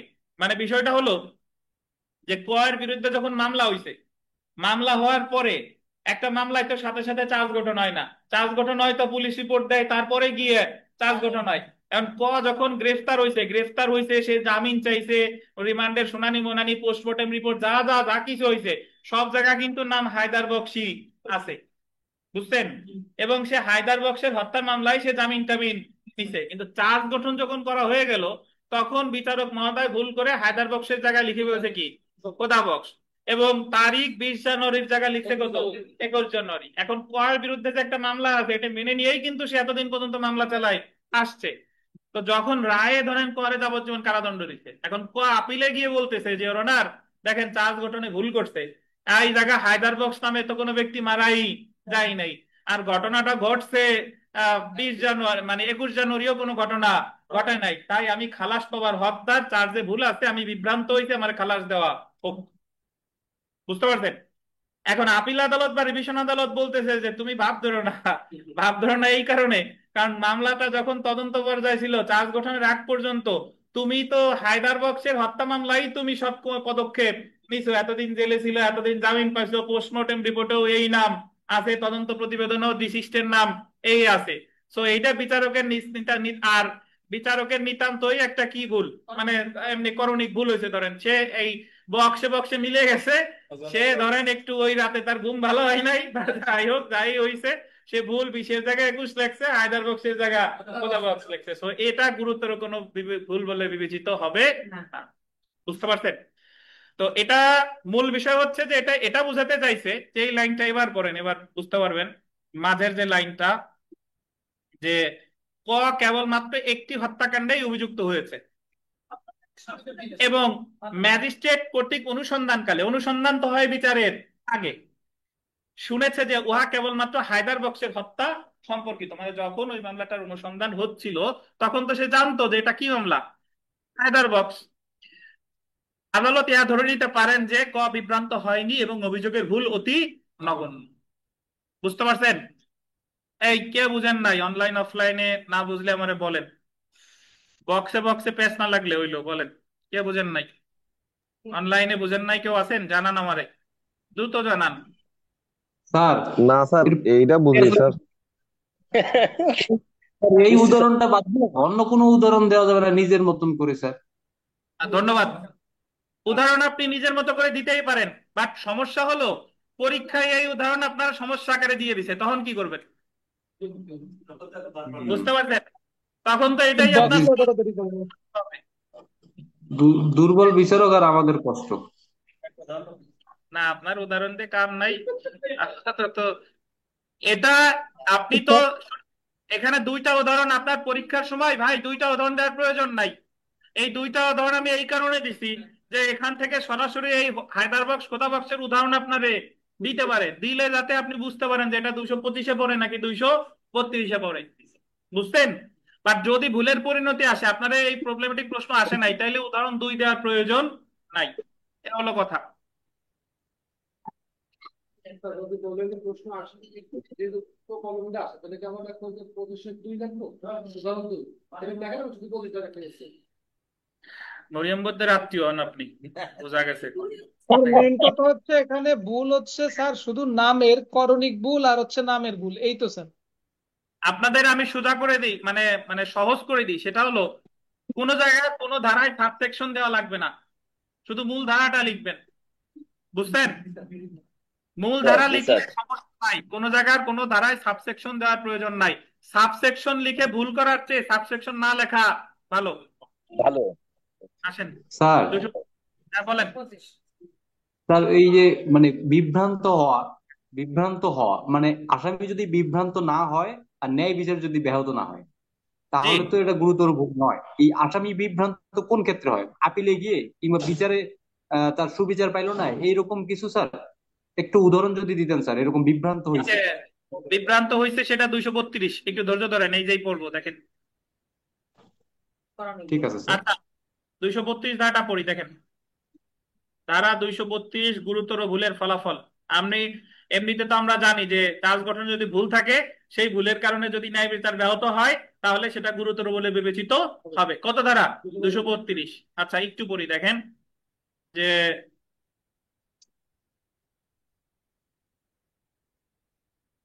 ফৌজদারি কার্যবিধি 232 ধারায় বলা হয়েছে আপিল আদালত, আন্ডারলাইন করবেন, বা রিভিশন ক্ষমতা প্রয়োগকালে হাইকোর্ট বিভাগ যদি মনে করেন যে অভিযোগ গঠিত না হয় বা এতে ভুল থাকায় কোনো অপরাধে দণ্ডিত ব্যক্তি তার আত্মপক্ষ সমর্থনের ব্যাপারে বিভ্রান্ত হয়েছে, তাহলে উক্ত আদালত যেরূপ উপযুক্ত মনে করবেন সেই রূপ অভিযোগ গঠন করে নতুন বিচারের নির্দেশ দিবেন এবং দণ্ডাদেশ বাতিল করে দিতে পারেন। মানে যদি আপিল আদালত বা রিভিশন আদালত মনে করে যে এই যে বিচারিক আদালত চার্জ গঠনে যে ভুলটা করেছে, এই ভুলের কারণে আসামি বিভ্রান্ত হয়েছে, তাহলে সেই ক্ষেত্রে আপিল বা রিভিশন আদালত নতুন বিচারের নির্দেশ দিবেন। আর ওই যে যে বিচারিক আদালত যে দণ্ডাদেশটা দিবেন, সেই দণ্ডাদেশটা কি করে দিবেন? বাতিল করে দিবেন। এখন আমাদের কানন সাহেব প্রশ্ন করছে, উনি প্রশ্ন করছেন যে বিভ্রান্ত যে হয়েছে এটা কেমনে বুঝবো। আচ্ছা, আবার আপনাদের বক্সের কাছে নিয়ে এসেছি, এবার বুঝবেন, দেখেন উদাহরণ 2 আসেন। ককে 1882 সালের 20 জানুয়ারি হায়দারবক্সকে এবং 1882 সালের 21 জানুয়ারি খোদাবক্সকে হত্যার জন্য চার্জ করা হয়েছে। একটু ফ্যাক্টটা বুঝেন, ঠান্ডা মাথায় আগে বুঝেন। ক একজন আসামি, তার বিরুদ্ধে 2টা হত্যা মামলা চলমান। একটা হলো সে 1882 সালের 20 জানুয়ারি হত্যা করছে কাকে? হায়দারবক্সকে। এবং 21 জানুয়ারি হত্যা করছে কারে? খোদাবক্সকে। আগের উদাহরণে সে হত্যা করছিল কয়জন রে? একজন। হায়দারবক্সে মারছিল, বাট নাম লেখা হয়েছিল চার্জে খোদাবক্স, মনে আছে কিনা? আর এই জায়গায় তার বিরুদ্ধে অভিযোগ হলো 2টা। সে আগে মারছে হায়দারবক্স রে, পরে মারছে কারে? খোদাবক্স রে। এবং হায়দারবক্স রে মারছে 20 জানুয়ারি, খোদাবক্স রে মারছে 21 জানুয়ারি। আচ্ছা, হায়দার বক্সকে হত্যার জন্য খোদা বক্স তাকে গ্রেফতারের চেষ্টা করেছিল। ধরেন, আমি উদাহরণস্বরূপ এইভাবে মনে রাখেন, বাংলা সিনেমা এইভাবে দেখবেন যে পুলিশ অফিসার অনেক সময় হয় সন্ত্রাসী একটা হত্যাকাণ্ড করছে, তখন পুলিশ অফিসার তারে গ্রেফতারের চেষ্টা করছে, সন্ত্রাসী রাগ হয়ে আছে, তুই আমার গ্রেফতার করবি, তোরেও শেষ করে দিলাম। বিষয়টা অনেকটা এরকম। সে প্রথমে হত্যা করছে হায়দার বক্স রে, তো খোদা বক্স তারে গ্রেফতার করতে গেছিল বা ধরতে গেছিল, পরবর্তীতে সে খোদা বক্স রেও মারছে। এ হলো ঘটনা, বুঝছেন? তাহলে আগে মারছে কারে? হায়দার বক্স। পরে মারছে কারে? খোদা বক্স। আর খোদা বক্স তাকে কিসের চেষ্টা করছিল? গ্রেফতারের চেষ্টা করেছিল। এইটুক তো বুঝছেন? আচ্ছা, হায়দার বক্সকে হত্যার অভিযোগে অভিযুক্ত হয়ে খোদা বক্সকে হত্যার জন্য তার বিচার হলো। মানে হায়দার বক্সকে হত্যার অভিযোগে অভিযুক্ত হইছে, বাট তার মামলার বিচার হইছে কোনটার? কারে হত্যার করার জন্য? খোদাবক্সে হত্যা মামলার বিচার হয়েছে। প্রকৃতপক্ষে যে সকল সাক্ষী উপস্থিত ছিল তারা সকলে হায়দারবক্স হত্যাকাণ্ডের সাক্ষী। মানে তার বিচার হয়েছে খোদা বক্সে হত্যা করার জন্য, কিন্তু খোদা বক্সে হত্যা করার জন্য বিচার হলেও ওই মামলায় যারা যারা সাক্ষী দিছে সব সাক্ষীরা কারা? হায়দার বক্সে হত্যাকাণ্ডের মামলার সাক্ষী। এখন হায়দার বক্সে হত্যাকাণ্ডের মামলার সাক্ষীর উপর ভিত্তি করে আদালত খোদা বক্সে হত্যা মামলার বিচার করছে এবং পরে সাজা দিয়ে দিছে। আপনাদের আপাত দৃষ্টিতে মনে হয় কি সাজা দেওয়া বৈধ হয়েছে কিনা বলেন? এই জায়গায় যে হত্যা মানে খোদা বক্সের হত্যাকাণ্ডের যে সাক্ষী তারা তো সাক্ষ্য দেয় নাই, সাক্ষ্য দিছে কারা? মামলা অন্য হত্যাকাণ্ডের লোক। অন্য লোক। তাহলে এখন যখন পরে সাজা দিয়ে দিছে তাহলে আপিল করবে উচ্চ আদালতে।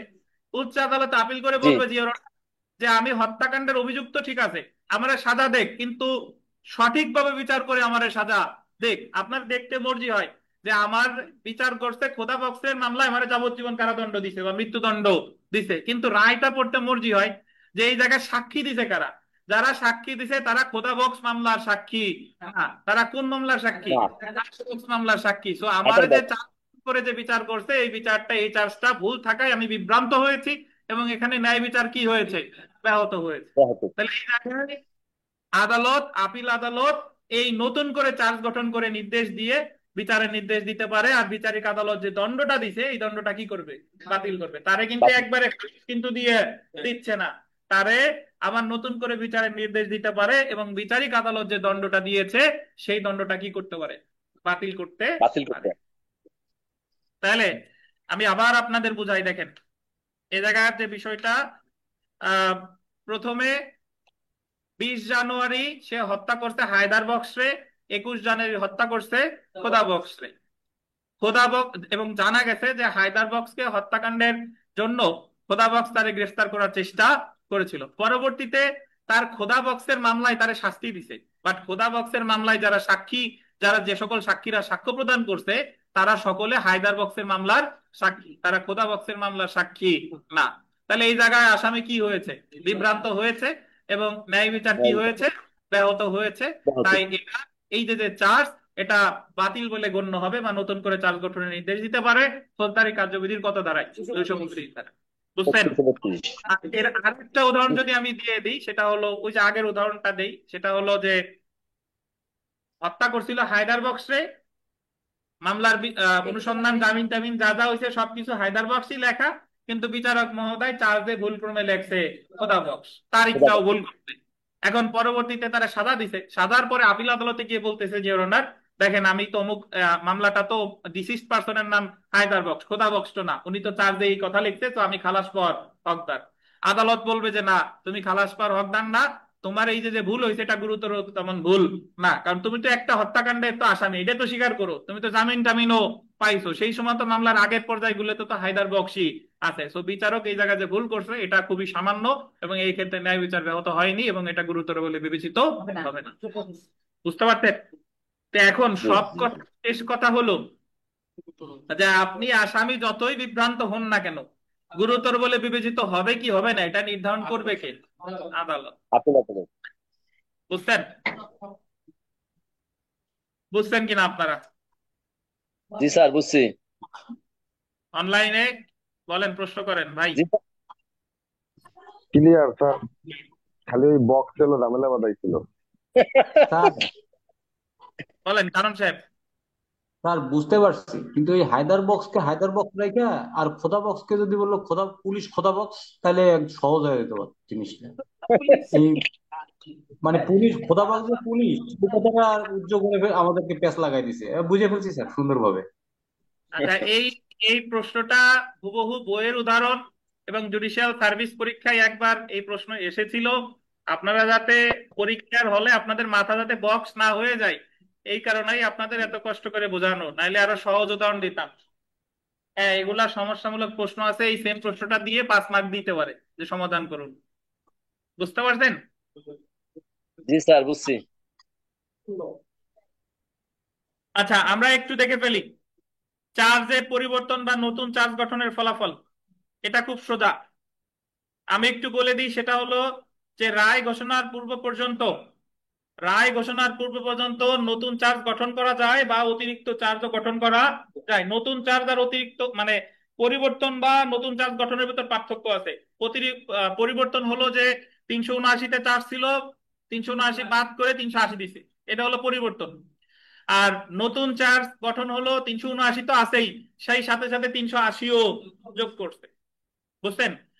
তাহলে 227 ধারাটা একটু পড়ে ফেলি যে 227 ধারা যখন আদালত চার্জ পরিবর্তন করতে পারে, ফৌজদারি কার্যবিধি 227 ধারার মতে আদালত রায় ঘোষণার পূর্বে যে কোনো সময় চার্জ পরিবর্তন করতে পারে, আন্ডারলাইন করেন, বা নতুন চার্জ গঠন করতে পারে। চার্জের এরূপ পরিবর্তন হলে প্রত্যেকটি পরিবর্তন বা সংযোজন, আন্ডারলাইন করেন, আসামিকে পড়ে শোনাতে হবে এবং বোঝাতে হবে। আসামির প্রতিকার, এ জায়গায় আসামির প্রতিকার নাই, জায়গায় লেখেন সংক্ষুব্ধ ব্যক্তির প্রতিকার। চার্জে পরিবর্তন হলেই রাষ্ট্রপক্ষ সংক্ষুব্ধ হোক অথবা আসামি সংক্ষুব্ধ হোক, চার্জে পরিবর্তন হলেই প্রতিকার কি বলেন? রিভিশন।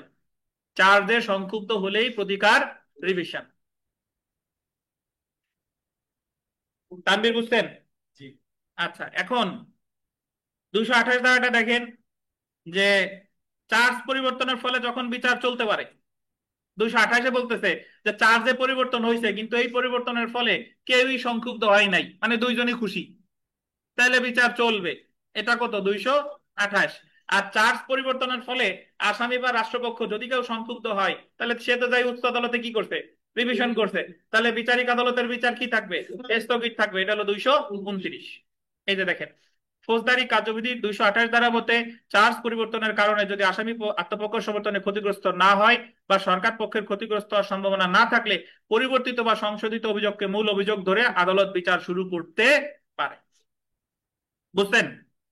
আর 229-এ বলছে যে চার্জ পরিবর্তনের ফলে যখন বিচার স্থগিত থাকে, ফৌজদারি কার্যবিধি 229 ধারা মতে চার্জ পরিবর্তনের কারণে আসামি পক্ষের ক্ষতিগ্রস্ত হওয়ার সম্ভাবনা থাকলে বা সরকার পক্ষের ক্ষতিগ্রস্ত হওয়ার সম্ভাবনা থাকলে পরিবর্তিত বা সংশোধিত অভিযোগের উপর ভিত্তি করে আদালত বিচার স্থগিত রাখার আদেশ দিতে পারে।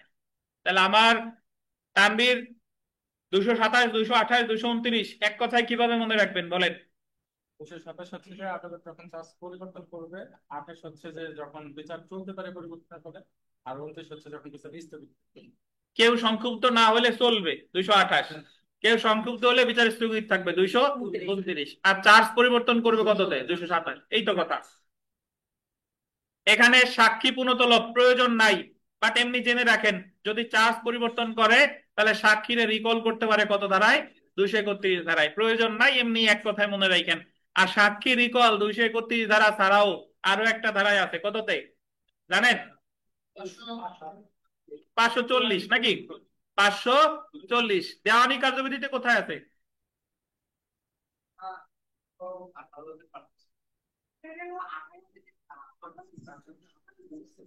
আঠারো আদেশের 17 বিধি স্যার। 18 আদেশের 17 বিধি দেওয়ানি কার্যবিধিতে আছে, 18 আদেশের। আচ্ছা, এগুলা মনে রাখার দরকার নাই, এমনি আপনারা পড়ছেন তাই মনে করে দেওয়া আর কি। আচ্ছা, এখন আমরা চলে আসি ভাই যেখান থেকে অ্যাকচুয়ালি প্রশ্ন হওয়ার সম্ভাবনা সবচেয়ে বেশি আছে, সেইটা যে প্রত্যেকটি ভিন্ন ভিন্ন অপরাধের জন্য পৃথক পৃথক অভিযোগ গঠন।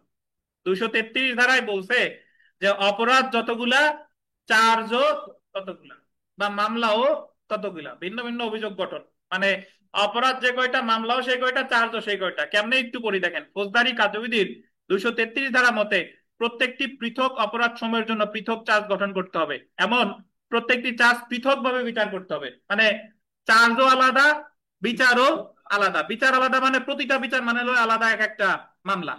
তাহলে যদি একজন ব্যক্তি, 233 ধারার মূল কথা, ধরেন সগীর একজন ব্যক্তি, সে এক বাড়িতে চুরি করছে, এরপরে পথিমধ্যে যাওয়ার সময় ওই 5 মাইল দূরে আর একজনরে ছিনতাই করছে বা তারে ঘুষি দিছে, তাহলে এই জায়গায় ঘটনা দুইটা, মামলাও কি দুইটা। বুঝতে পারছেন? যে বাড়িতে চুরি করছে আবার ছিনতাই করছে কোথায় গিয়ে? আর এক জায়গায় গিয়ে। তাহলে 233 ধারায় বলছে যে এ জায়গা চার্জ দুইটা, মামলাও দুইটা, পৃথক পৃথক অপরাধের জন্য পৃথক চার্জ বা পৃথক ভাবে বিচার করতে হবে। এটাই বলেছে ফৌজদারি কার্যবিধির 233 ধারা। এই যে দেখেন, তবে 233 ধারার এই বিধানাবলী 234, 235, 236 বা 239 ধারার ক্ষেত্রে প্রযোজ্য হবে না। আপনাদের লাইনটা কেটে যাবে, সাময়িক অসুবিধার জন্য দুঃখিত। আবার জয়েন করেন, কাল থেকে আর হবে না এরকম ইনশাল্লাহ।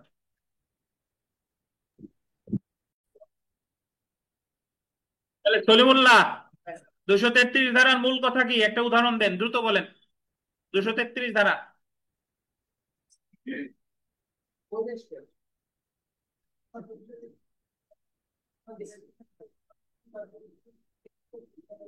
কি কন, শুনি না তো।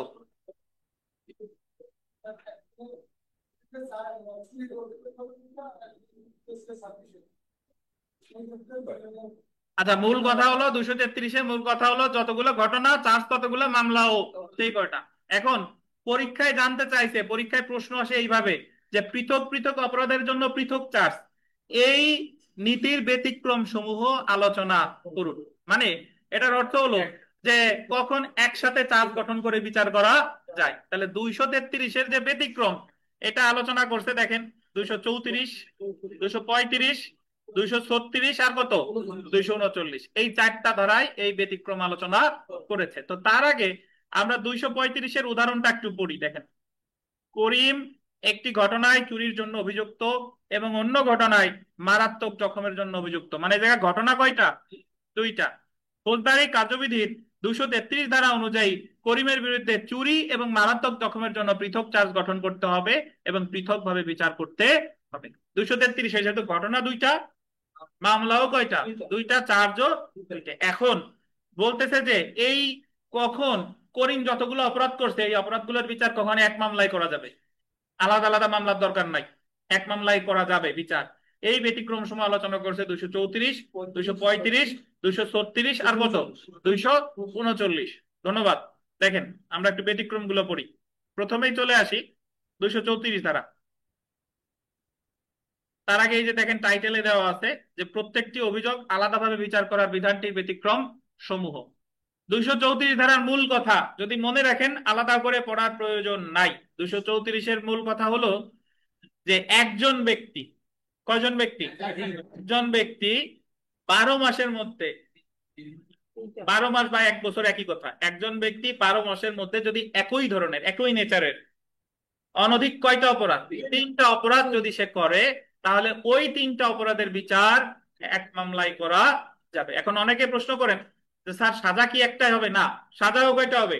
3টা হবে। তো তার আগে বেসিকটা আগে বুঝাইনি। ধরেন করিম একজন ব্যক্তি, সে জানুয়ারি মাসে একটা হত্যা করছে, মার্চ মাসে একটা হত্যা করছে, জুলাই মাসে একটা হত্যা করছে।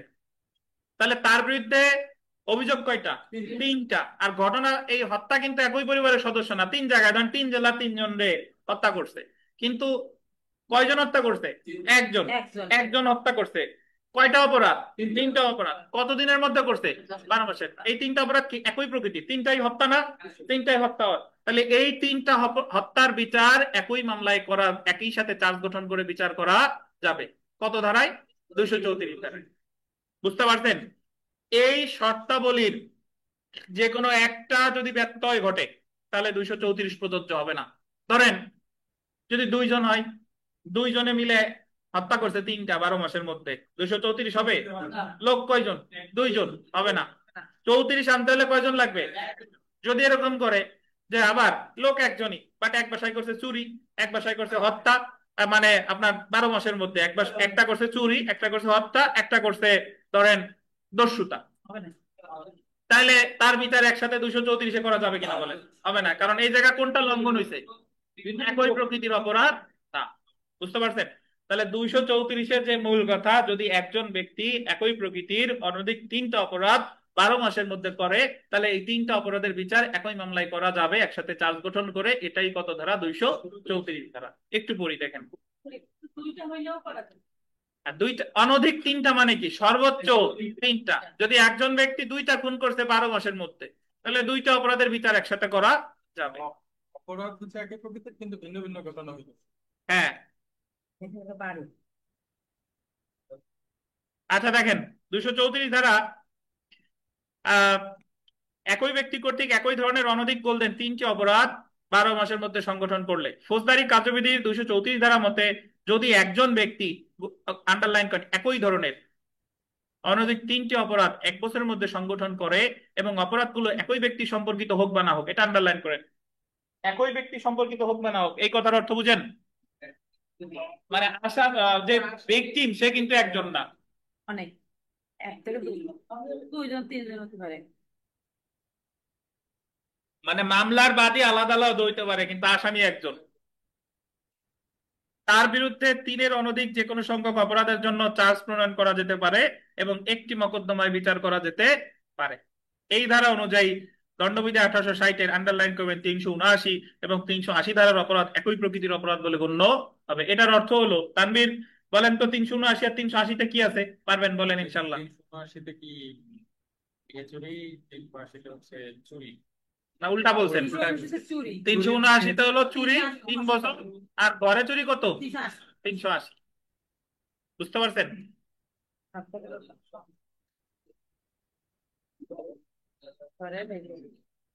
বাইরে করে। তাহলে 234 আপনারা বুঝতেন আশা করি নাকি?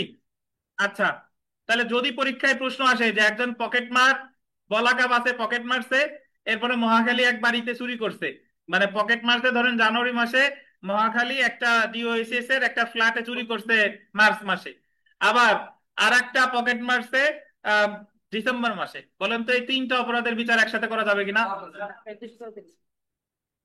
যাবে না কে কে? অবশ্যই যাবে, কারণ ঘরে চুরি 380 আর পকেট তো মারা কত, 379, এই দুইটাতে একই প্রকৃতির অপরাধ। আচ্ছা, এবার চলে আসি 235 ধারা। 235-এর মোট 3টা সাবসেকশন। 235 ধারায় বলছে একের অধিক অপরাধ সমূহের চার্জ একত্রে গঠন করে বিচার করা যাবে। তো প্রথমে আমরা চলে আসি 235-এর 1। 235-এর 1,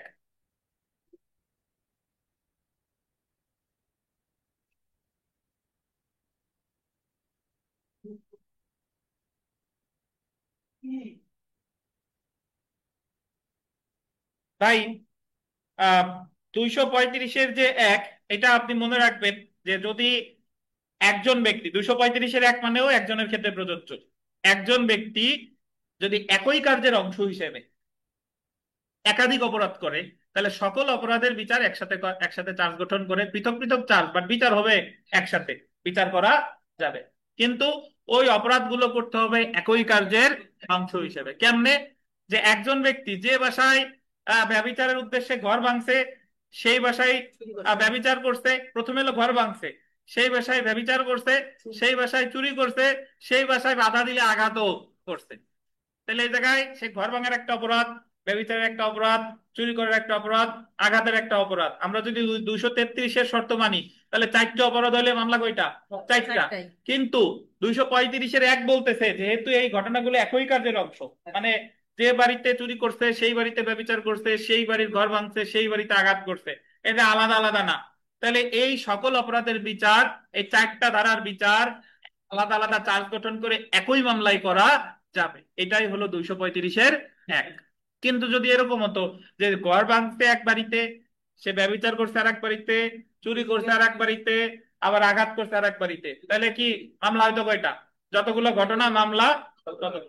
বুঝতে পারছেন? সেক্ষেত্রে 235-এর 1 আসতো না। এই যে একটু পড়ি দেখেন,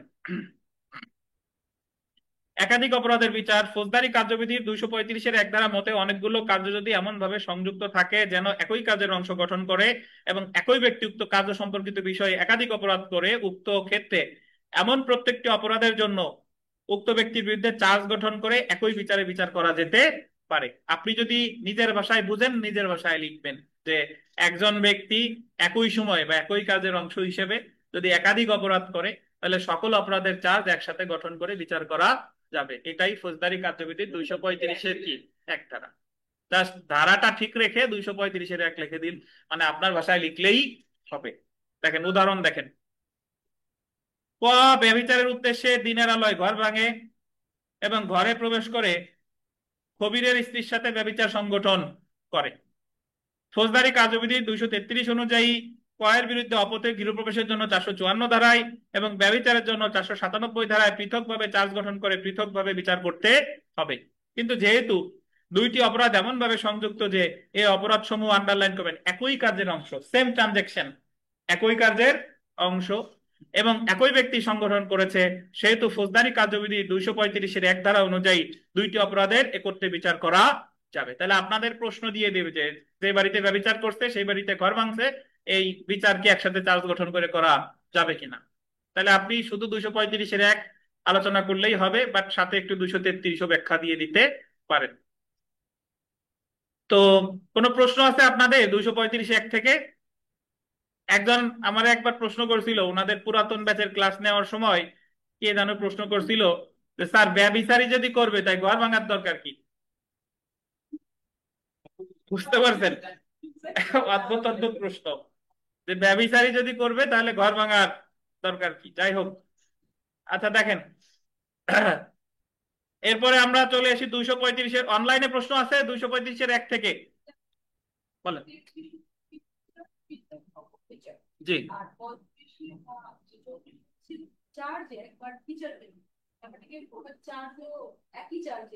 না আপনার চার্জ বলতে 235-এর একে ঘর ভাঙার জন্য একটা ধারা 454 একটা চার্জ, আর ব্যভিচারের জন্য আর একটা চার্জ, বিচার একসাথে, চার্জ দুইটা, বাট দুইটা চার্জের বিচার হচ্ছে একসাথে। 34-এর তিনটা চার্জ কিন্তু বিচার হচ্ছে একসাথে। জি, আচ্ছা, এই 235-এর 2 থেকে প্রশ্ন এসেছে।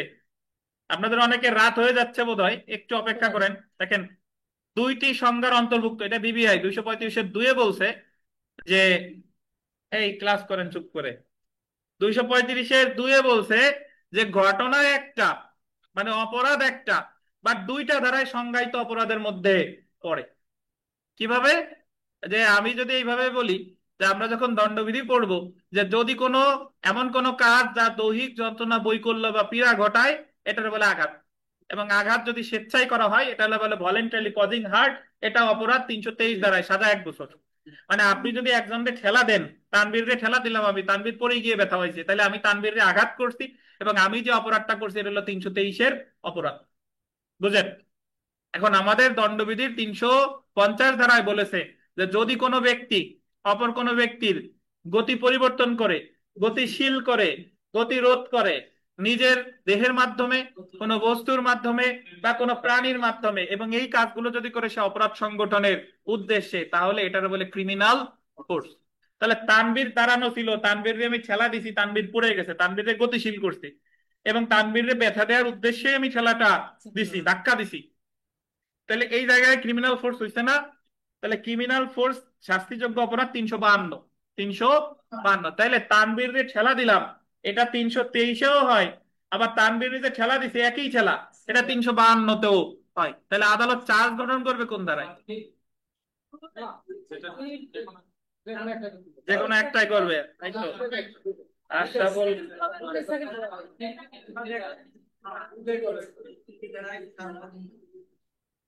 আশরাফুল সঠিক। আরিফ সাহেবের কি মতামত? পরে তারপরে মতামত দেবেন। শোনেন, এই টেবিলে যারা আছে আপনারা হলো অ্যামিকাস কিউরি। অ্যামিকাস কিউরি মানে ফ্রেন্ড অফ দ্য কোর্ট। মানে এই যখন সুপ্রিম কোর্টে বিচারপতি মহোদয়রা যখন নিজেরা কোনো সমাধানে পৌঁছাতে পারে না, তোমরা ওনরা তখন সিনিয়র যারা আইনজীবী আছে, যারা এক্সপার্ট, তাদের কাছে মতামত নাই। তো ব্যারিস্টার আমিরুল ইসলাম বা আমিরুল হক যাই বলেন, তারপরে অন্যান্য যে যারা মারা গেছে ওনরা, বা বর্তমানে যারা আছেন, তা আমরা আপনাদের এই যে বিথিকা আছে, আরিফ সাহেব আছে, এনরা দুজনে সিনিয়র, আমি সিনিয়র অ্যামিকাস কিউরি। আর তানভীর এখন হইতে পারেন নাই, আশরাফুল আছে।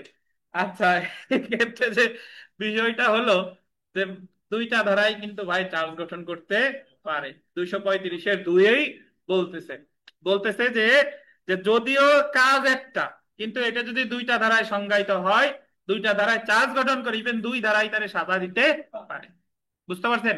এমন না যে এক এক ধারায় দিবে। এখন যে বলছেন, একজন বলছেন যে যে যে ধারায় শাস্তি কম সেই ধারায় দিবে, এটা সেটা না। এটা আমরা তো ওই যে দণ্ডবিধির 72 ধারার কথা আপনার হয়তো বা মনে পড়ছে, যে যদি আদালত কনফিউজড হয় যে ওরে কোন ধারায় সাজা দেওয়া দরকার, তাহলে সর্বনিম্ন যে ধারায় সাজা আছে সেই ধারায় সাজা দিবে। এটা হলো দণ্ডবিধির 72। আর এই জায়গায় হলো দুই ধারায় চার্জ গঠন করে দুই ধারায় তারে সাজা দিতে পারে। বুঝছেন তানভীর?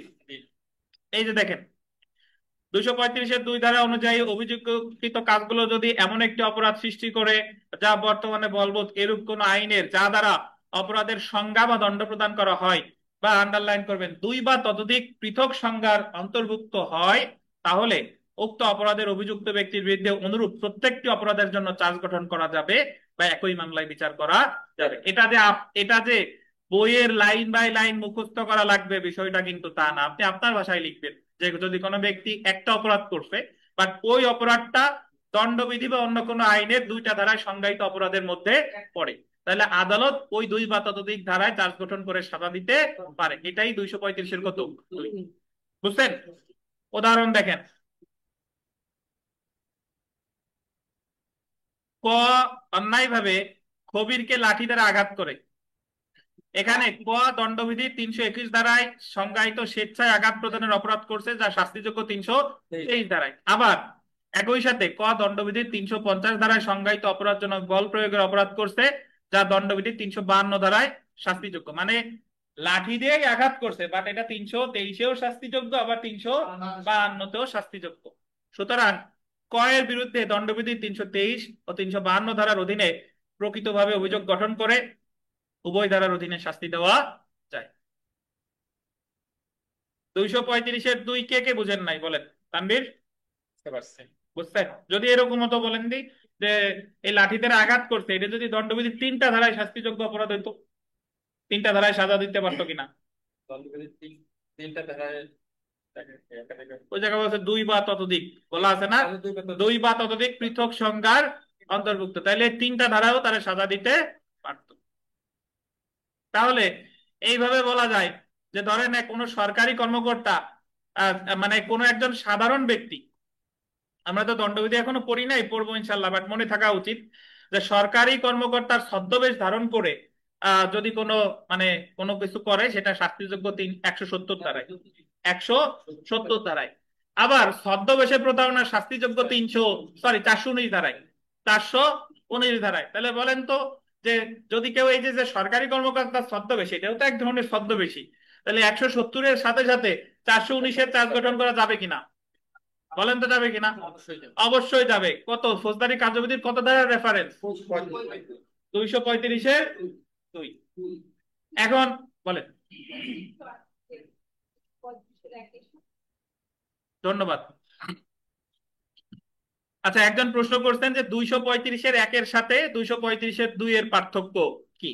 235-এর 1 হলো যে আপনি অনেকগুলো অপরাধ করছেন কিন্তু একসাথে, একই সাথে।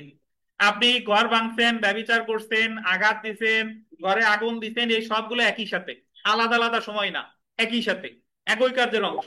তাহলে এই সবগুলো অপরাধের জন্য চার্জ গঠন করে আপনারে বিচার করা যাবে। যদি 4টা অপরাধ করেন, চার্জ কয়টা? 4টা, কিন্তু বিচার করা যাবে কই? একসাথে। এটা হলো 235-এর, বুঝছেন?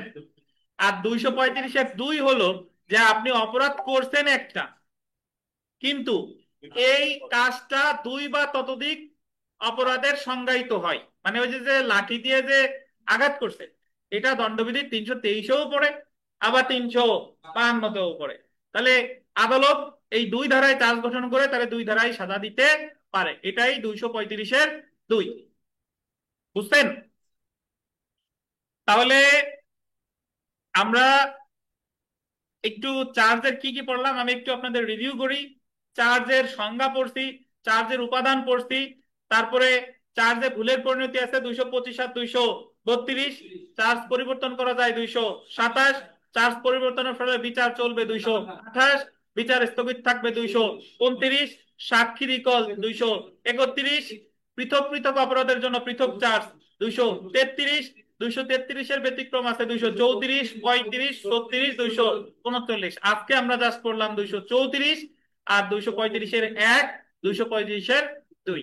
আগামীকাল খুবই গুরুত্বপূর্ণ ক্লাস, 235-এর 3 দিয়ে শুরু করব এবং ম্যাজিস্ট্রেট আদালত, দায়রা আদালতের বিচার পদ্ধতি শুরু হবে। দয়া করে কেউ মিস করবেন না।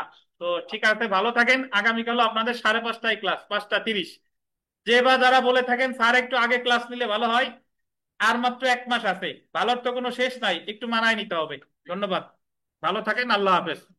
আর অনলাইনে যদি কোনো প্রশ্ন থাকে বলতে পারেন প্রশ্ন। আজকে বুধবার, বৃহস্পতি, শুক্র, যার যেটা আছে সেটা শুক্রবার মধ্যে দিয়ে দেবেন। অনলাইনে কোনো প্রশ্ন আছে বলেন।